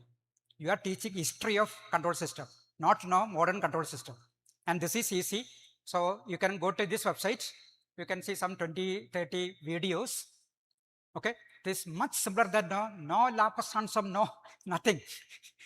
Okay, that's only 2-3 variables. You can't apply this for modern control system. Okay, with linear algebra you can do it. So I'm not going to detail, but now finally what you require is pseudo inverse. You can see here pseudo inverse coming picture. Anyhow, area is called dynamic mode decomposition and Koopman nonlinear control system. So we are teaching really the history of control system, and this can be taught to every engineering and every science. Okay, BSc maths, physics, chemistry people know future they will get better jobs than engineers. Okay, for example, basically what this is actually data science. You can see here this you can take a 2D data say flow across a cylinder. Is the data is given, finally it will tell finally not over here is a pseudo inverse. It will tell the differential equation followed by flow of this. Okay, so data science basically mean not statistics. That is what people think. It is not that. Data science, the main portion is you give data from a dynamical system. It will tell which differential equation it followed. That is what exactly Newton did. Newton took data of the planet moving around the sun. Okay, you give to this DMD, it will tell your F equal to MA, whatever formula now it will tell. Okay, the differential equation is following. F equal to MA, A portion is d square x by dt square. It will directly tell this data is following F equal to MA, A where A equal to d square x by dt square. So that exactly is data science. There also you require what? Pseudo inverse. Okay, this is the latest paper. More pseudo inverse 100 years on a front line of physics research. There you will see how people have applied pseudo inverse now in physics. Okay, before going, some data set a little more. Last portion, this all you can take and now there's not time. Mid-numbness data sets, little more I have to tell. This one telling. Between now ECE. See, amplitude modulation varying now. Once this mass is understood, what is done now? This is a trigonometry only. Implementation is now in computer now is nothing. We should not take 4 year for electronics and communication engineering, just one semester. Okay, frequency modulation, everything you can do. And this is, if you know linear algebra properly, YFDM. Anybody EC background? Okay, so only thing is now you should know concept of orthogonal basis. Okay, your data you are putting onto the subcarriers just by multiplying with the complex number. This you are converting into, so this here actually each 0, 0 you are converting into this complex number, etc. Finally you are sending only. So what you are doing just now, not outline only. So this is a DFT matrix. This you are multiplying with 1 minus it's a linear combination. This orthogonal basis linear combination you get a complex, sorry, this one, and that you are multiplying with the carrier. Okay, multiplying with the carrier, just a diagram, don't worry. You are sending it. Okay, and other side you are multiplying with your carrier wave. You will get back the signal. I am just telling now, this is quite simple only. Low pass filtering, all those things. Since there is no time, I am not able to explain. Okay. Finally, what I will tell is, once you teach linear algebra and DFT, OFDM is over. Just 1 hour. If you are able to teach what is orthogonality, what exactly is now Fourier basis, complex basis. But now from complex basis, you can come to real basis. So this type of things are possible, just an outline only. Okay, and my prediction, probably happen within 5 years. It is true for engineering also. BSc nursing plus AI graduates will have now more job opportunities and even more salary compared to MBBS graduates. Okay, those who are dealing with now real world physical systems. Okay, and they will have now better jobs, high salaried jobs than others. Okay, those who are, so doctors now they learn all the theory, but nurse only really deal with the system. So probably they will get, that is my this one. Similarly, engineering, diploma holders plus AA will be scoring or no getting more salary. Okay, so to this I stop.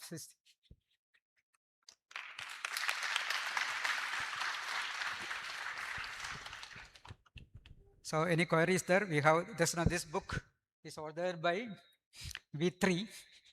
Okay, so it took around 2-3 months to simplify and put in this format. And this a workbook. Okay, so that now our aim is AA should go to +2. Okay, and as teachers, one more thing, if a paper come today, okay, it should be discussed next in the class. Okay, no question of now age-old syllabus. Future education won't depend upon no syllabus. Only some outline will be there, and that is possible now with the latest now technology. AI allows it. You can learn faster. Kids also can learn faster. Okay, conventional method won't work. Okay, any question is there? You can.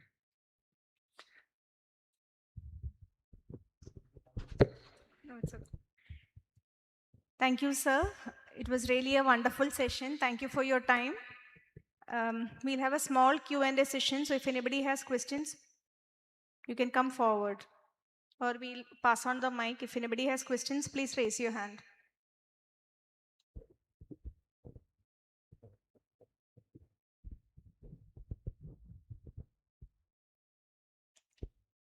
At least remember pseudo inverse.